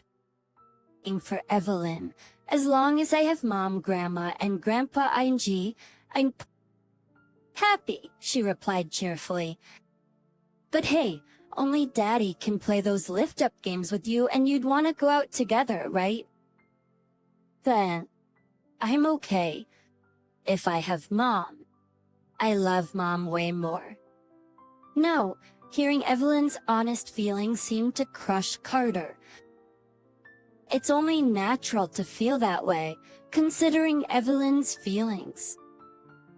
Carter had barely been involved in parenting. It's only natural for Evelyn to feel she doesn't need a father like that. Hearing Evelyn's words almost brought tears to my eyes. That's how it is, so we're officially parting ways. Expect a call from my lawyer regarding child support. Oh, and do let Ashley know she better be watching her back as well. Child support. W better faced. Like from now on, my lawyer will handle it and will probably get in touch with Carter. I dropped the phone and took a deep breath. Evelyn was looking at me with a big smile. She was holding a stuffed puppy that my mother had bought her. "Mommy, wanna play with me? What should we play? Let's play house." "Great. Let's go over there." "Okay." Father, where I want to protect Evelyn's smile for the rest of my life. After all, I'm the only parent she has. Later on, it seems my lawyer settled things with Carter, and I'll be receiving child support monthly. It turns out Carter doesn't have any savings and likely borrowed from his parents. His parents called me and kept apologizing. It was sad to think that such decent parents had a son like that. Apparently, Carter sold our shared house, but most of the money went towards paying off loans. Having lost his place, Carter, of course, moved back with his parents. It seems they've made Carter handle all the household chores. I bet he's struggling now with both housework and his job. That's the field timed. The woman he cheated with has rethought the idea of marrying someone with debts and plans to have a child without getting married. She must be financially strained as well. But I don't feel sorry for her. It's the price they pay for their actions. I did hope, as a fellow mother, that she'd give birth to a healthy child. I'd been staying with my parents and job hunting. I was a bit excited about working again after a long time. Of course, it will be tough, but I was prepared for it. I'm not like Carter. I have a sense of responsibility to raise Evelyn properly. I felt I could overcome any hardship for Evelyn's smile. Mommy, thank you always. Evelyn hugged me before bedtime. She seemed to understand that I was trying hard. I hugged Evelyn back and whispered, "Thank you for coming into my life." I used the old lady's room. Let her sleep on the streets or something. The two of them laughed heartily, trying to drive me out. I couldn't believe they would go this far. Come on, get out. You're in the way. Kate, wait a minute. As I was lost in thought, Jessica forcefully tried to push me out of the room. And when I resisted, even Mike joined in. They grabbed my arm and threw me out of the house. Goodbye, you money-grubbing old hag. But the front door slammed shut in front of me. I decided to contact them using the cell phone I had in my pocket. If that's how you want it. I'll show you. After a few days, they contacted me. Actions. I smirked to myself, thinking like, finally, they got what's coming to them. I was told by the realtor to vacate. Yes, I sold it. At my words, Mike exclaimed in disbelief. Don't just do things on your own. This house is Dad's. It's in my name, though. I'm Catherine Thompson. I'm a 54-year-old working homemaker, and it's about time I start. About time I start thinking about retirement. My parents were wealthy, owning several properties. Because of this, my parents always let me pursue whatever I wanted, saying it's all part of the experience. I might sound boastful, but I think I'm pretty talented. I've been able to use that talent in my work, and I think I've earned quite a bit. I have a husband named Matthew and 2 children. It's a bit embarrassing, but it was love at first sight. Oh, actually, me too. I met Matthew through an arranged date my parents set up. We fell in love at first sight, dated for a few years, and then got married. Even now, on our anniversary, we dine at the restaurant where he proposed, showing how close we still are. My daughter, Ariel, has always been calm and diligent. Ariel, have you finished your homework? I've already finished. Mom, can you help me with this part? Isn't that something you haven't learned yet? Yeah, but since I have the time, I want to study it. She would study proactively without being told and was always eager to take on various challenges, just like me. magic, swimming, piano. She was curious about many things and always kept her promise to stick with something for at least a year. The past months, I support Ariel in the same way my parents did for me, encouraging her to gain experience. Matthew, my husband, agrees with this approach, and we've been watching over her together. On the other hand, Mike is Ariel's older brother, and our eldest son is frankly not the best kid.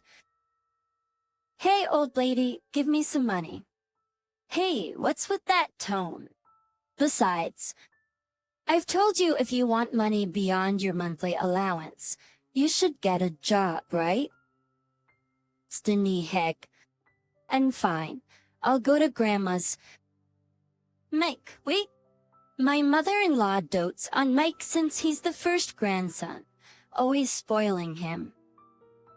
She often says, "Kid can do whatever he wants, indulging every whim of his."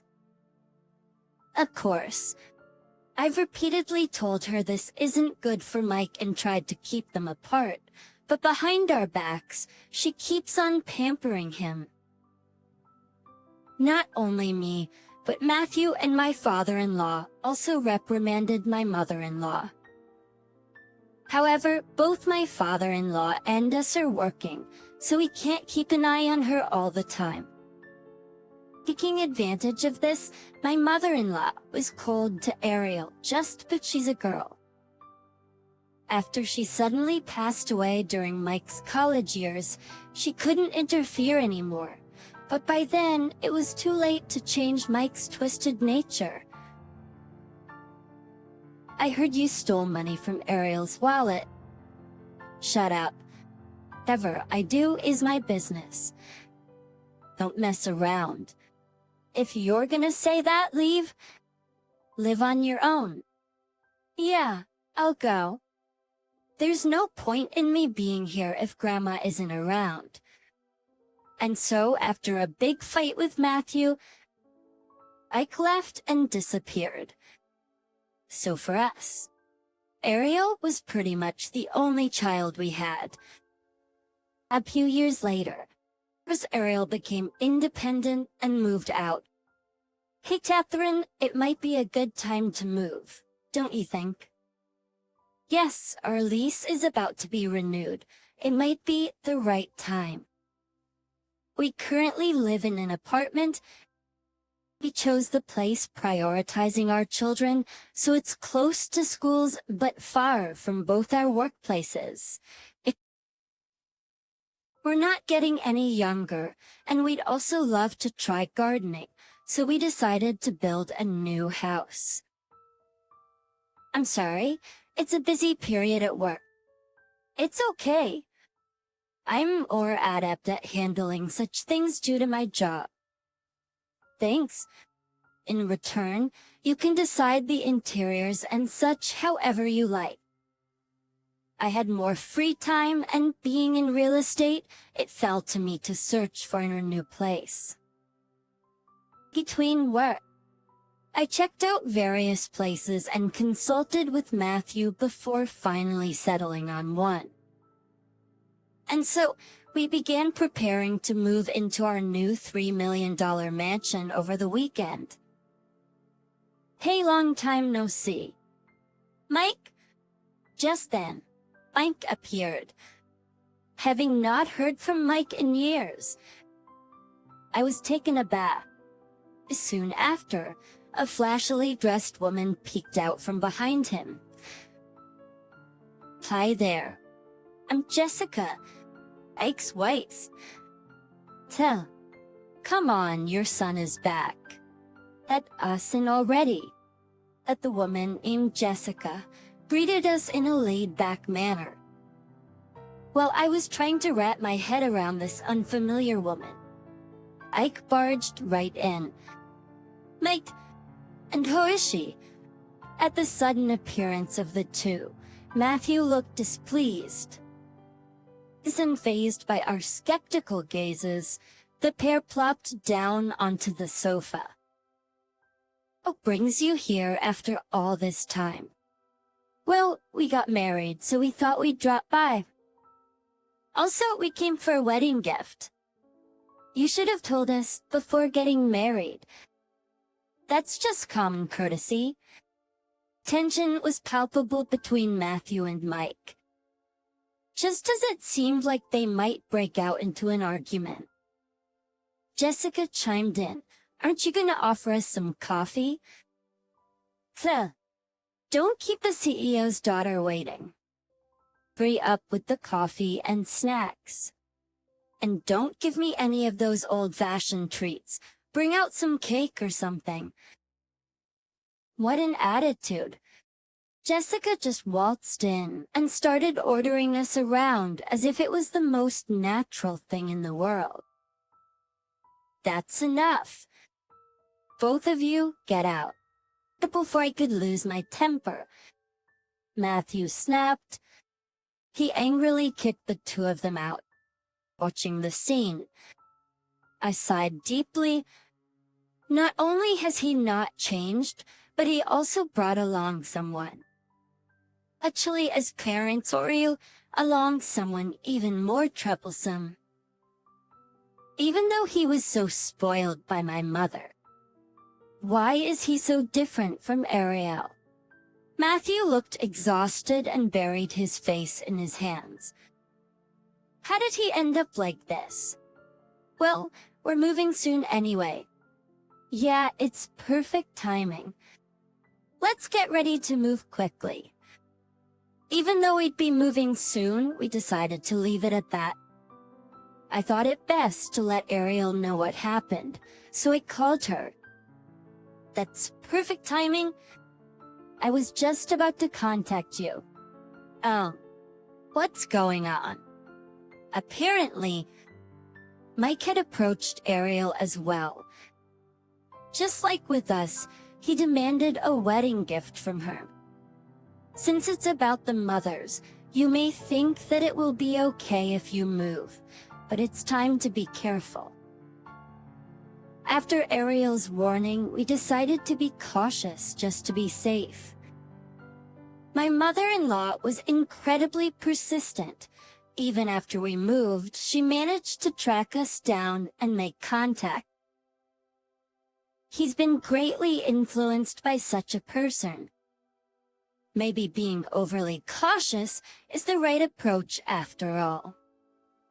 Afterwards, we successfully moved to a condo. The condo was a bit big for just the two of us, but it was quite comfortable. Oh, there's a call from Ariel. As Matthew and I were relaxing with a cup of coffee after the movie, Ariel called. Mom, I'm sorry. What's wrong, dear? When Ariel began the conversation with an immediate apology, I was taken aback and couldn't help but tilt my head in confusion. Seeing my puzzled expression, Matthew also looked at me, asking, what's wrong? My brothers might have stolen the spare key. For emergencies, we had given Ariel a spare key.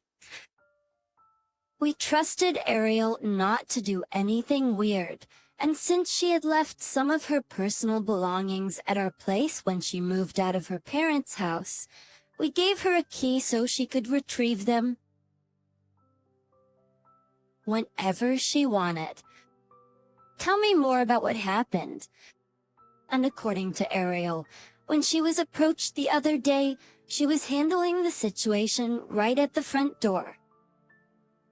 But Mike apparently tried to lay a hand on Ariel, taking advantage of her momentary shock. Jessica sneaked into the house. Ariel immediately called her boyfriend. Thanks to her boyfriend who managed to drive them out, the situation was under control. However, just to be safe, Ariel stayed at her boyfriend's house for a while. When she returned home and checked, it seemed that only the spare key to our mansion was missing. I'm so sorry. They might come to your place. Yes, I understand. Please be careful. I'll be fine. But with everything going on, my boyfriend and I decided to move in together. After hanging up with Ariel, I shared the situation with Matthew. I can't believe he'd even think. I can see that you have provided 2 strings of text. The first string seems to be a complete paragraph with proper punctuation and grammar. The second string appears to be a more condensed and less polished version of the same paragraph. And to proceed, I will need you to confirm if you would like me to edit the second string to have correct spelling and semantics based on the first string. You're saying, and by the way, isn't the reason you're living here because your husband's family is loaded? Doesn't that seem a bit sneaky? They eventually started making such accusations. I held back my responses, fearing that any pushback might provoke Mike into becoming violent. She continued like, "This house is wasted on you. Plus, if you weren't around, we could use that room." Right. We don't need the old hag. Hey, what do you think you're doing? I had a bad feeling as Jessica slowly approached me. Bekottin. Jessica suddenly pushed my shoulder. I'll use the old lady's room. Let her sleep on the streets or something. The two of them laughed heartily, trying to drive me out. I couldn't believe they would go this far. Come on, get out, you're in the way. Hey, wait a minute. Etchin, as I was lost in thought. Jessica forcefully tried to push me out of the room. And when I resisted, even Mike joined in. They grabbed my arm and threw me out of the house. Goodbye, you money-grubbing old hag. The front door slammed shut in front of me. I decided to contact them using the cell phone I had in my pocket. If you're up for it, I'll show you. A few days later, I got a call from Mike and his crew. To which I smirked, thinking finally it's happening. They told us to leave from the real estate. Well, that's because I sold it. That my words. Mike's voice was one of disbelief. And as I was about to chuckle, his voice turned to anger. You sold it? Why'd you do that?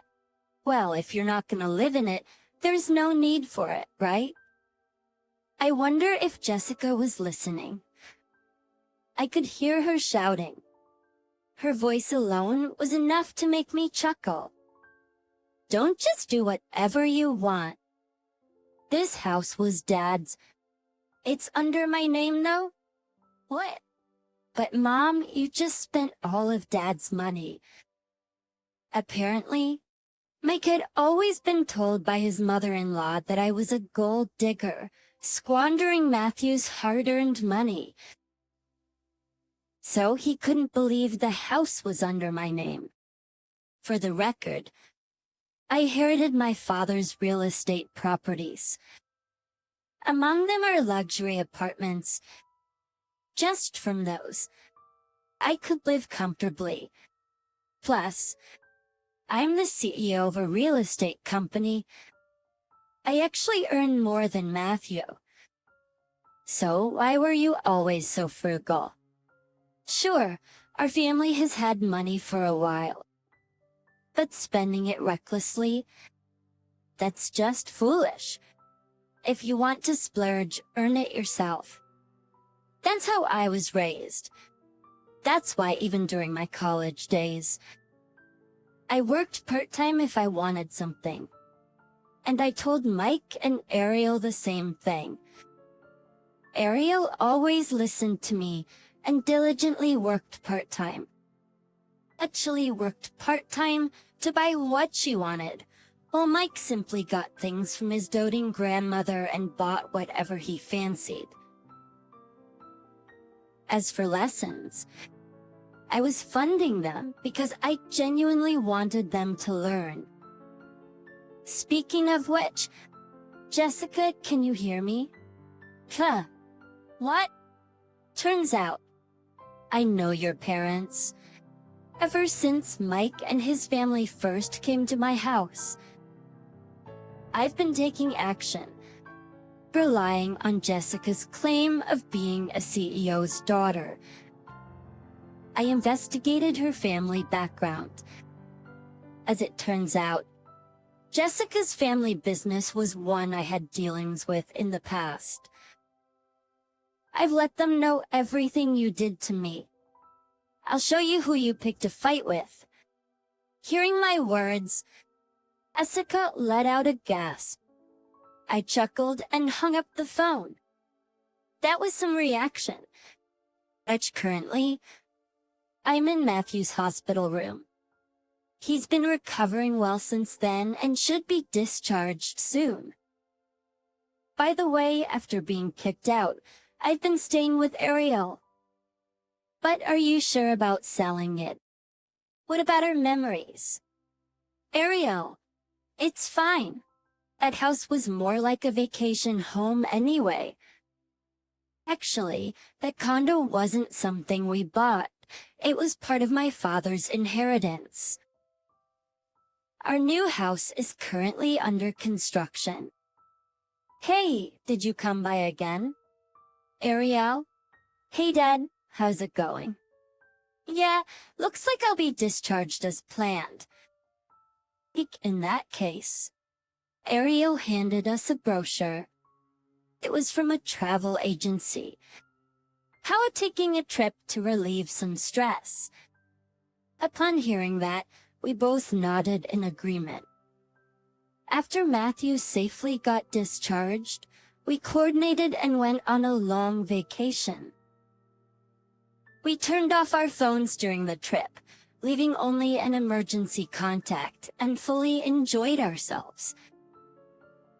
When we turned our phones back on after our scheduled trip, there were several missed calls.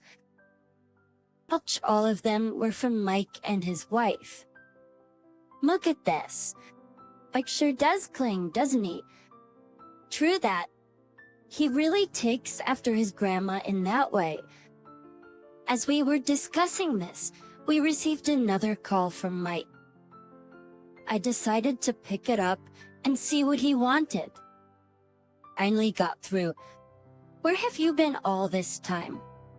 Seems like my subordinates did their job properly after all. After being evicted from the house by the real estate, Mike and his family had been searching for us. But they couldn't reach us since our phones were off. And since we were on a trip, they couldn't find us in the neighborhood either. He mentioned he'd been staying at some motel, but hearing that, I thought, what does he expect me to do? That was honestly my reaction. I'm sorry for kicking you out. Please help me out. I apologize. No thanks. Don't say that. Even Jessica's parents have abandoned us. Jessica's family owned a construction company. There was a time when some bad rumors circulated, and they struggled to get contracts, which negatively affected their performance. Knowing the kind nature of the owner, I gave them a big project to help boost their performance. After identifying and dealing with the source of those rumors, her parents felt indebted to me. That's why they disowned Jessica. It seems they've rejected the two of them. Well, it makes sense. Oh, really? Well then, you and your wife better pull yourselves together. At that, I hung up the phone. After that, we finally returned to our newly finished home. To the interior, which we had meticulously designed, felt so cozy. I was excited about our future life, and Matthew looked at me with a warm smile. The next day, when I went to work, Ariel approached me. "I ran into Mike the other day." "Oh, was everything okay?" "My boyfriend was there and the police got him right away, so it was all good." Ariel, being my successor, often checks out the work sites. It seems Mike saw Ariel during one of those visits and tried to approach her, but he froze when her boyfriend shot him a sharp glare. On top of that, someone called the police, and he was taken away almost immediately. He looked so down, rejected by the whole family. That's sad. But he brought it on himself. Exactly. Just because we're family doesn't mean we'll forgive everything. We chatted like that, then went our separate ways to our jobs. Oh, Catherine. This time, Jessica was waiting directly in front of the office.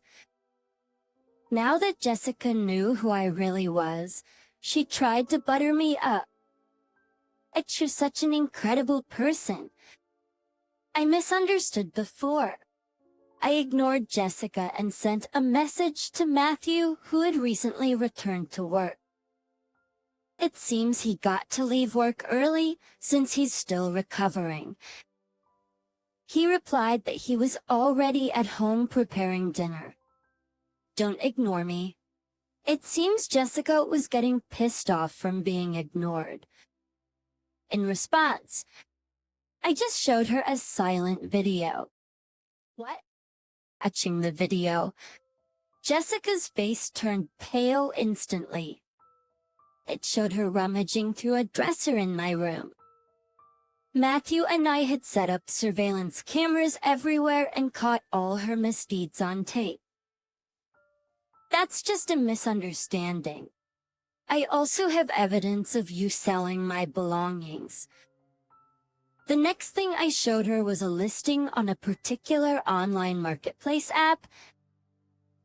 There, my personal items were up for sale, including a bag I had custom made for myself. This is a bag I had personally commissioned from a dear designer friend of mine.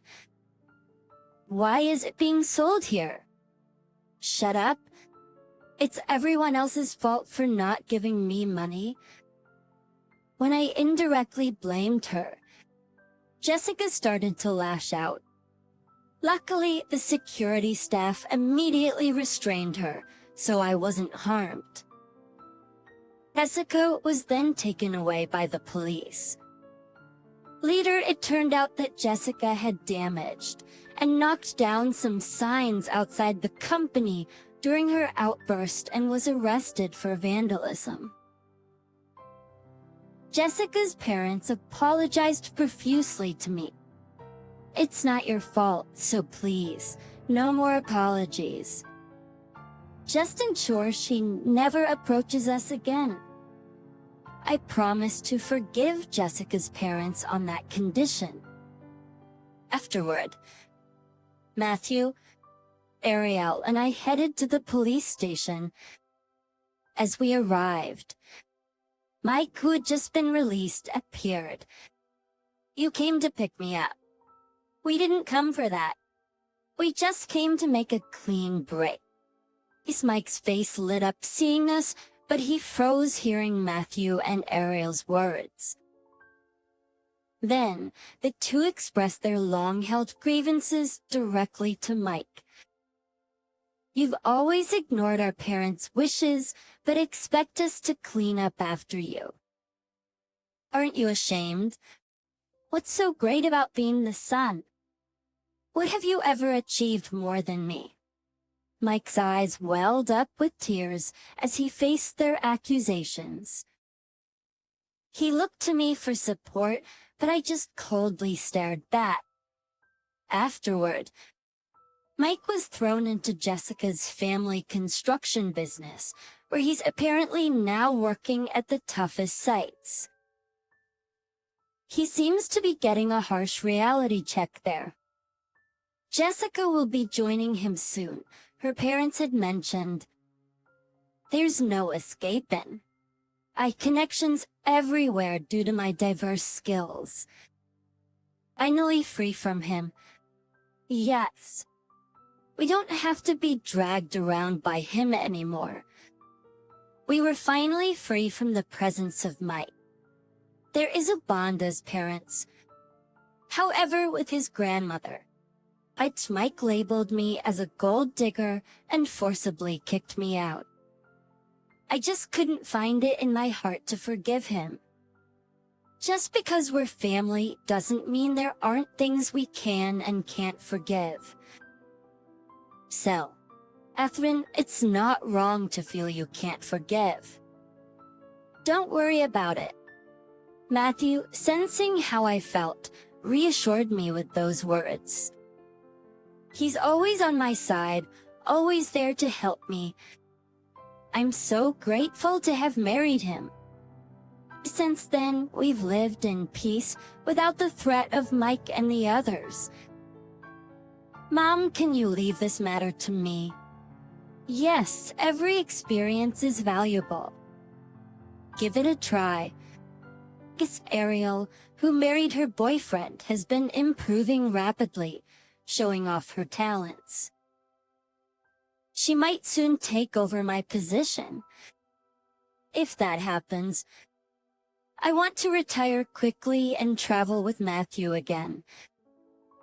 I enjoyed our recent trip so much that I kept thinking about it. Hey, if Ariel takes over for me, shall we go on another trip? Yeah, that sounds great. I've been thinking about wanting to travel together again, too. We made a firm promise. Looking forward to our retirement. I smiled from the depths of my heart. My son has passed away, too, so you're gonna head back to your parents, right? We'll take over this house. My dear husband, Tom, passed away unexpectedly. Right after the funeral, as I was drowning in sorrow. Tom's parents, my in-laws, came to visit. Though there weren't many, this house is filled with memories I shared with Tom. Why on earth do I have to leave? Without giving me a moment to dry my eyes, my mother-in-law coldly made the statement. My name's Katie. I work as a secretary at a real estate agency.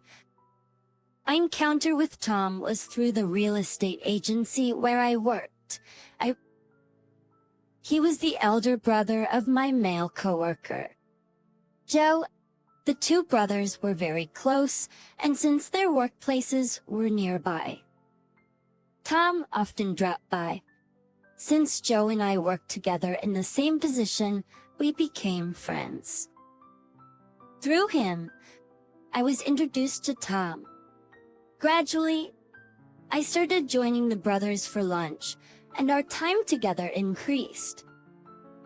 I always thought of Tom as a nice, cheerful guy, but never really saw him as more than a friend. I assumed he felt the same until one day, something happened that changed our relationship. We'd made plans to meet at a restaurant Joe had booked, but he had an emergency and couldn't make it. However, we thought it would be a waste to cancel the reservation. So that was the first time Tom and I were alone together. I later found out that the brothers had planned this, with Joe wanting to set us up. The restaurant had great food, and we got lost in conversation, discussing our backgrounds, values, and more. We quickly became close.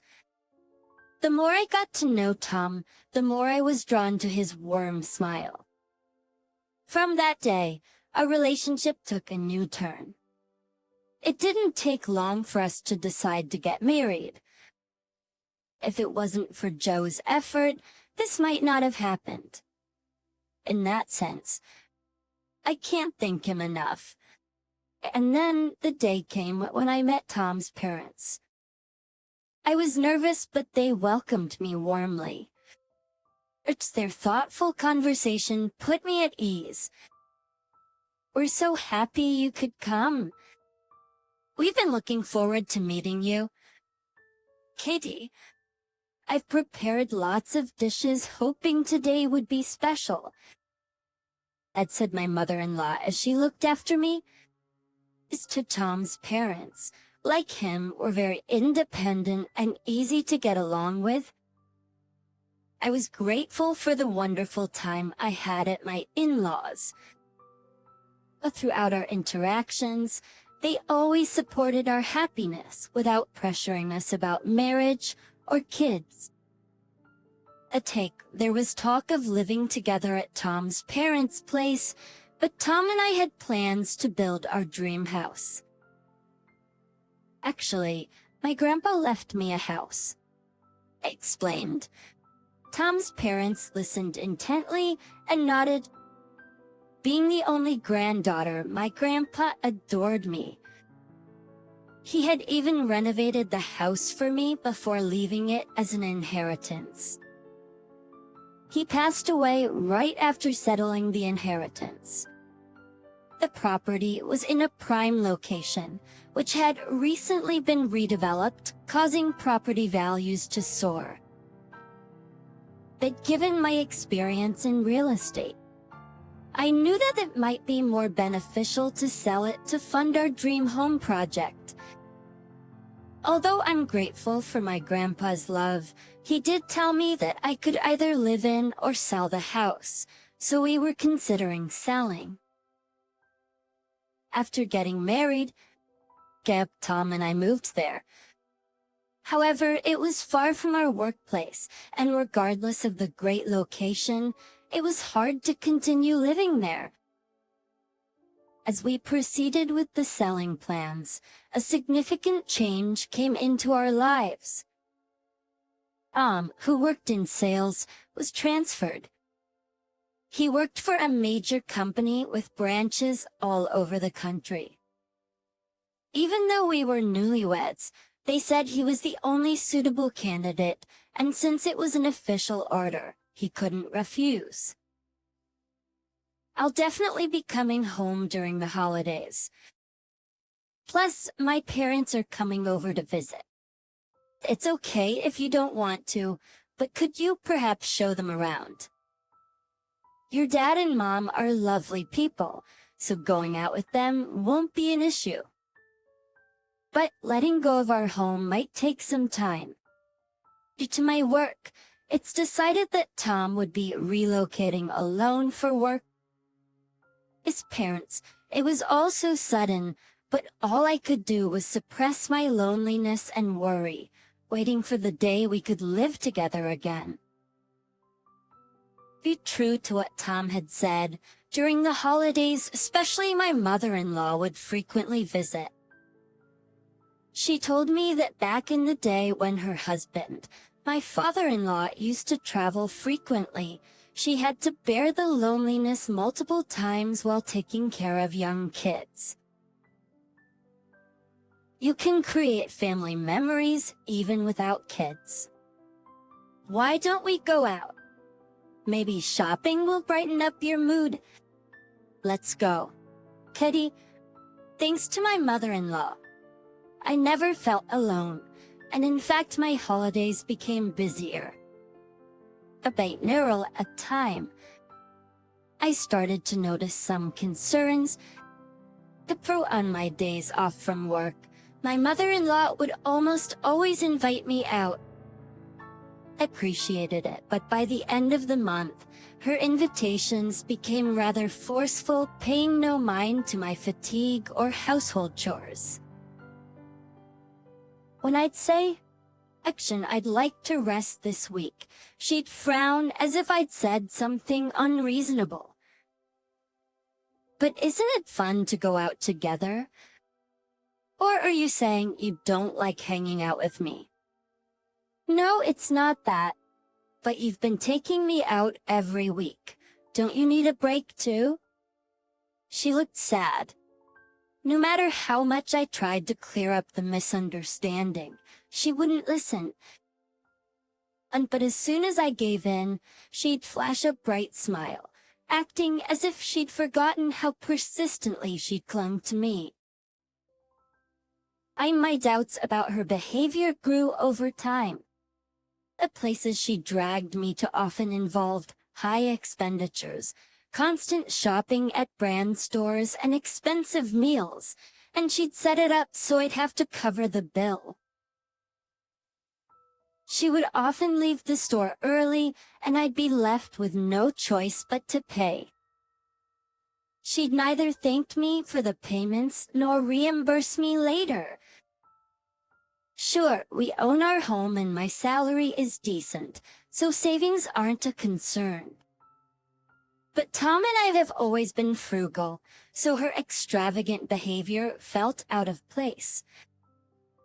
Sometimes both in-laws were present, and in those cases, it was even worse. My father-in-law, a Joe, would join in, and my financial burden would only increase. I knew I had to address this, but couldn't confide in Tom. He promised, I'll definitely be coming home during the holidays, but his new work location was extremely busy, and he couldn't come home often. I heard from Mom that you guys go out every week. Is everything okay? You don't seem worried. When I video called Tom and said, I noticed the dark circles under his eyes and his slightly thinner cheeks. The fatigue from work was evident. I felt guilty bringing up the issue with his mother, so I tried to reassure him. Your mom's been treating me really well, but you need to take care of yourself, okay? I'm fine, so don't worry. I kept reassuring Tom while I continued to bear the cost of outings with the in-laws. However, their behavior escalated, and when I asserted that I couldn't go out one day, they dropped this on me. Hey, could you perhaps lend me some money? You want me to pay? Just a little bit, really. I've already booked a restaurant. I'll just take another friend, so could you cover the cost I don't have on hand? I didn't want to, but refusing would complicate things. I resignedly opened my wallet. But she never behaved this way in front of Tom. I subtly asked her, have you talked to Tom about this? And was surprised when she responded, it'd be embarrassing to ask Tom. It seemed she felt it was more appropriate to ask Tom's wife me for money. Actually, at the same courting, I had long given up on my mother-in-law, and it became a daily occurrence for her to ask for money. At least when I gave her money, which she called an allowance, she would stop forcing me out of the house. I knew the situation had gotten out of hand, but I was exhausted from not being able to communicate with my mother-in-law. Her actions became increasingly bizarre and inexplicable. But prior notice, she would just show up, and it felt like an invasion of privacy when she would look around the house, inside and out. Is this something your grandfather left behind? Oxetwi's furnishings. They're fantastic to have such luxurious items. Some of the furniture was antiques that my grandfather cherished. My mother-in-law seemed to adore them, coming over uninvited and gazing at them dreamily as if they were her own. This is mine and Tom's home. I started to consider confronting her about her behavior. Mr. Tom might be surprised, but how wonderful it would be if we could figure out how to deal with her together. Her actions were certainly not pleasant. But even if she's family by marriage, it's an invasion of privacy. However, around the same time, M's period of work assignment was decided. He'll be back in a short while, and once he's around, my in-laws will probably stop asking for money. A glimmer of hope sprouted in my heart. Tom works hard every day, so I just need to be patient a little longer. I was eagerly awaiting my reunion with him, but then the unexpected happened. What? Tom collapsed. He's in the hospital? I felt numb. The call came from one of his coworkers at the assignment, and I rushed to the hospital. Perhaps due to his busy schedule, he suddenly had a heart attack. Tom was taken in an ambulance, but it was too late. A loving husband, who is always the picture of health, passed away suddenly from an unforeseen attack. I had to arrange his funeral in a daze. That the overwhelming grief meant I didn't remember much. Joe, my brother-in-law, was there taking care of most things. I'm sorry. Even though you've just lost your brother, you're helping out so much. It's my brother's funeral, of course I'd help.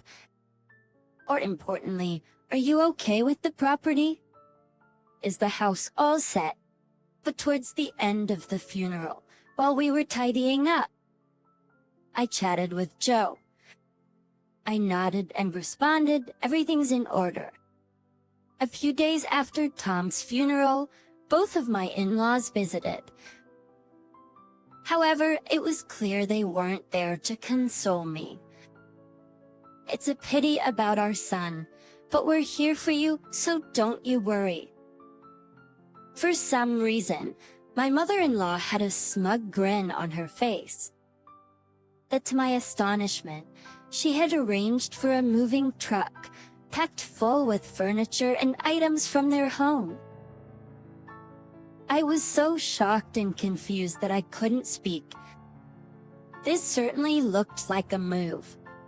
Looks like my mother-in-law and her family are trying to move in without discussing it with me. What made them do this? But the answer is obvious. Could it be they're after our property? That's even in my confusion. I voiced the concern that had been nagging me. My mother-in-law flashed a cold, smug smile. That property value's gone up quite a bit. I've always had my eyes on this house. Or should I say, the only reason you could marry my son was because of this inheritance. I allowed the marriage because you inherited it. I felt a surge of despair and was at a loss for words. So you're saying you and your family are gonna live here with me? What? What are you talking about? I asked in confusion, and she raised an eyebrow. Although Tom's death was unexpected, truth be told, my mother-in-law had always planned to get this house. It seems they intend to oust me and take over the property, and they assumed I'd willingly leave the place. Now that my son's gone, you're gonna go back to your parents' home, right? This house will be empty, and that's just sad. So, we're moving in. No need to worry. Her grin distorted wickedly. Will come with a mix of fear and frustration. I corrected her. The house is already sold, though. I tried to suppress a smirk at her misunderstanding, but a hint of amusement showed. In response, my mother-in-law was stunned. Just then, another moving truck from a different company pulled up. Excuse me, we're here to move stuff into this house. Perhaps seeing another company's truck made the burly worker approach us for confirmation. The movers my mother-in-law had arranged also stepped out, realizing that they couldn't start their job with another truck present. They looked perplexed. They sought an explanation from the mother-in-law and father-in-law, but the couple was flustered and clueless. Arguing with everyone wouldn't help. Seeing the chaotic state of my in-laws, I finally regained my composure. I gave clear instructions to move the truck. This house is already sold, and the contract is finalized. A new family will be moving in, so we can't have your belongings here, right? As the movers were taken aback, a luxury car arrived. I came a wealthy-looking couple and their children. Turns out, I no longer owned the property. They were the new owners. My in-laws were utterly baffled, unable to comprehend the situation. Please move the truck quickly. The new occupants can't start their work. Once the in-laws' truck was moved, the movers began their work promptly, bringing in brand new furniture. My mother-in-law, unable to accept the reality, persisted in her demands at the doorstep. The new owner tried to shield his family and approached us, leading to another round of chaos. Who exactly are you? We bought this place. Please have the truck leave. I hadn't expected my in-laws to show up. Show up? So, I apologized profusely and managed to calm him down. But my mother-in-law wasn't done. Incredibly, she and her husband barged into the house. Actually, the interior was nothing like they remembered. Not a single piece of furniture that my husband and I had was left. Witnessing this, my mother-in-law was horrified and began to create a scene. What the heck? The house is completely empty. All the antique furniture and lights. They were my favorites. Katie was outraged, unable to grasp what was happening.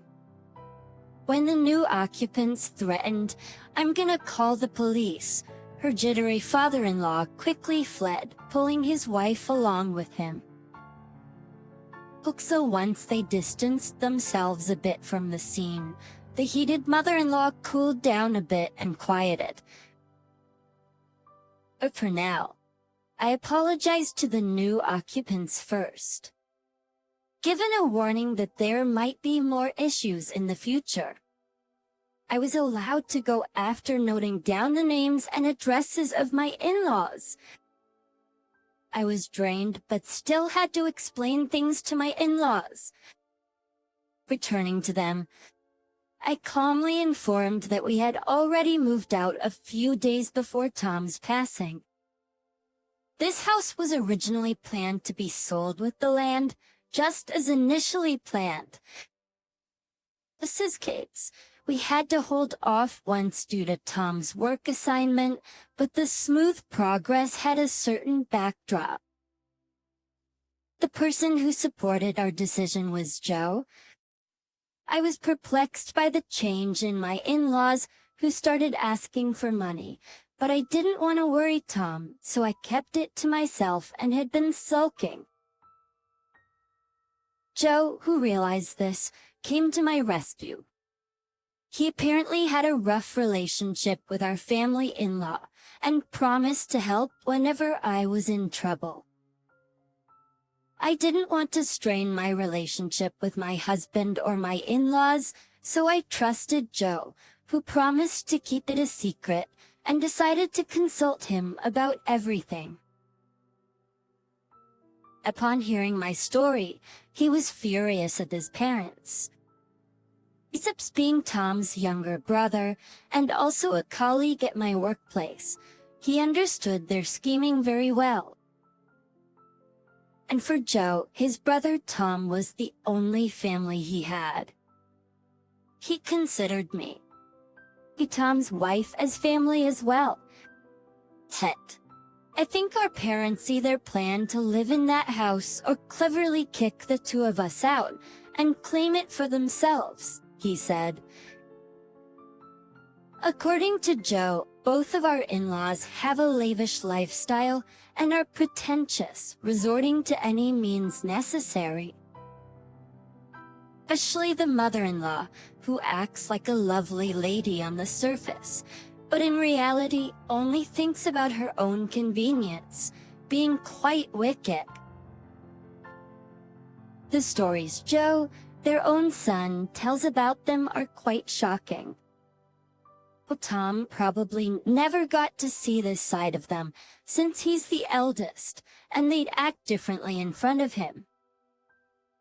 Anyway, Joe suggested selling the land as soon as possible to ensure it's not taken away by our in-laws. I agreed with Joe's opinion and decided that to proceed with the sale, no matter how precious the property inherited from my grandfather. I didn't want it to become a hindrance to our marriage. Rather, precisely because it's precious. I didn't want any bad blood tied to it. Of course, it wasn't a decision made arbitrarily, because Tom and I discussed it, and I got his consent. At that time, he got to know about all the actions of his parents. Actually, I really didn't want to inform him, but I couldn't handle the sale alone. However, Tom understood my feelings and strongly disapproved of his parents' actions. If it's okay with you, let's finalize the sale before my parents make a move. It's a precious house inherited from your grandfather, and I feel guilty. No, don't worry. If it's going to cause trouble, I think my grandfather would agree that we should let it go. Next, I decided to sell the land, not because of the relationship with my in-laws, but to protect the future with Tom. Regarding the sale, Joe, who's a real estate expert, did his best to find the best buyer. What I needed to do was find a new place to move as soon as possible and act naturally so that the in-laws wouldn't suspect anything. As though the house had been lived in, it was almost brand new, which kept the price reasonable. With that, we quickly found a buyer and everything fell into place. They were the family that had just arrived. Originally, we were supposed to wait for Tom's return in our new house. It's just a shame because Tom was also pleased with the sale. Workers swiftly brought in the furniture, which, despite the in-laws being ousted, the moving process steadily moved forward. The in-laws just stood there in shock, but they couldn't stay like that forever. The moving company they had hired approached them, clearly infuriated, demanding an explanation. Right from the mover's perspective, there was an inexplicable oversight causing a clash in the moving bookings. I can't believe this is happening. This is a breach of contract. They confronted the in-laws, but they were at a loss for words and couldn't explain properly. In the end, they had to take back all the household items, and it seemed like they were going to be charged a significant additional fee due to this unforeseen situation. My mother-in-law, perhaps finally grasping the situation, clung to me, trembling.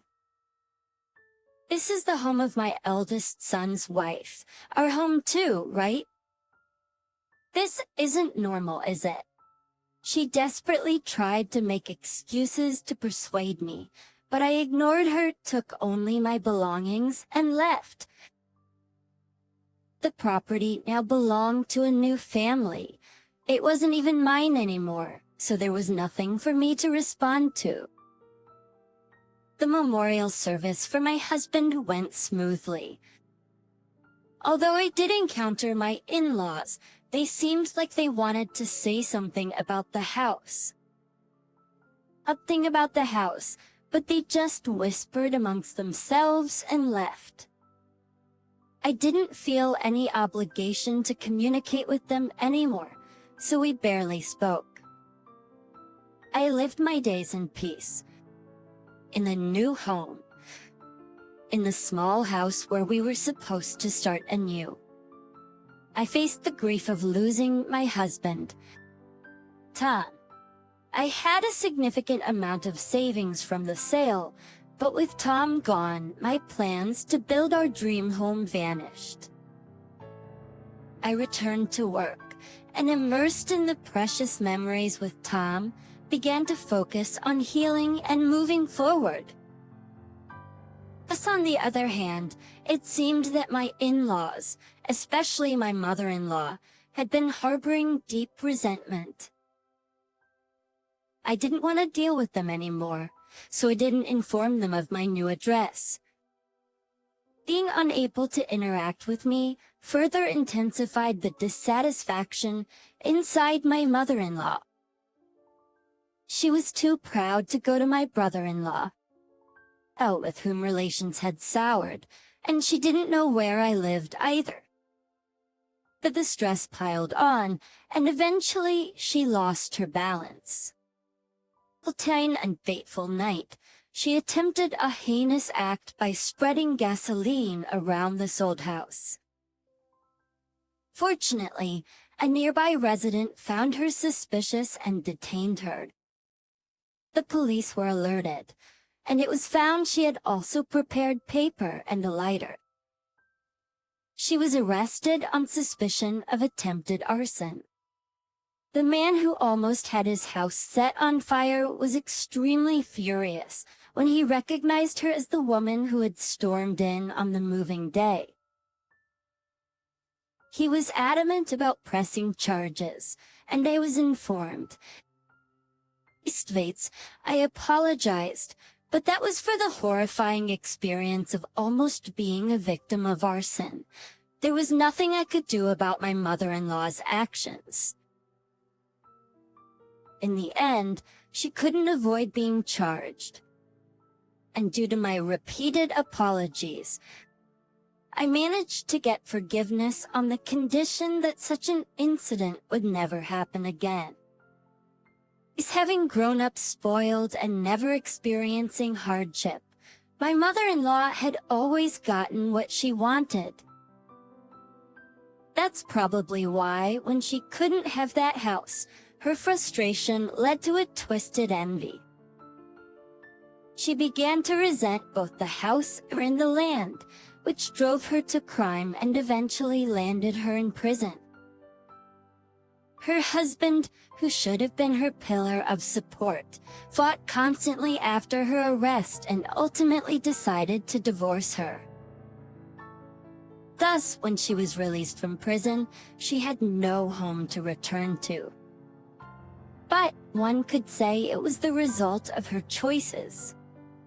Joe, having lost his brother, felt lonely but always said, "Having you as my sister-in-law makes it bearable," comforting me. Even though I had cut ties with my in-laws, I hadn't lost all my family.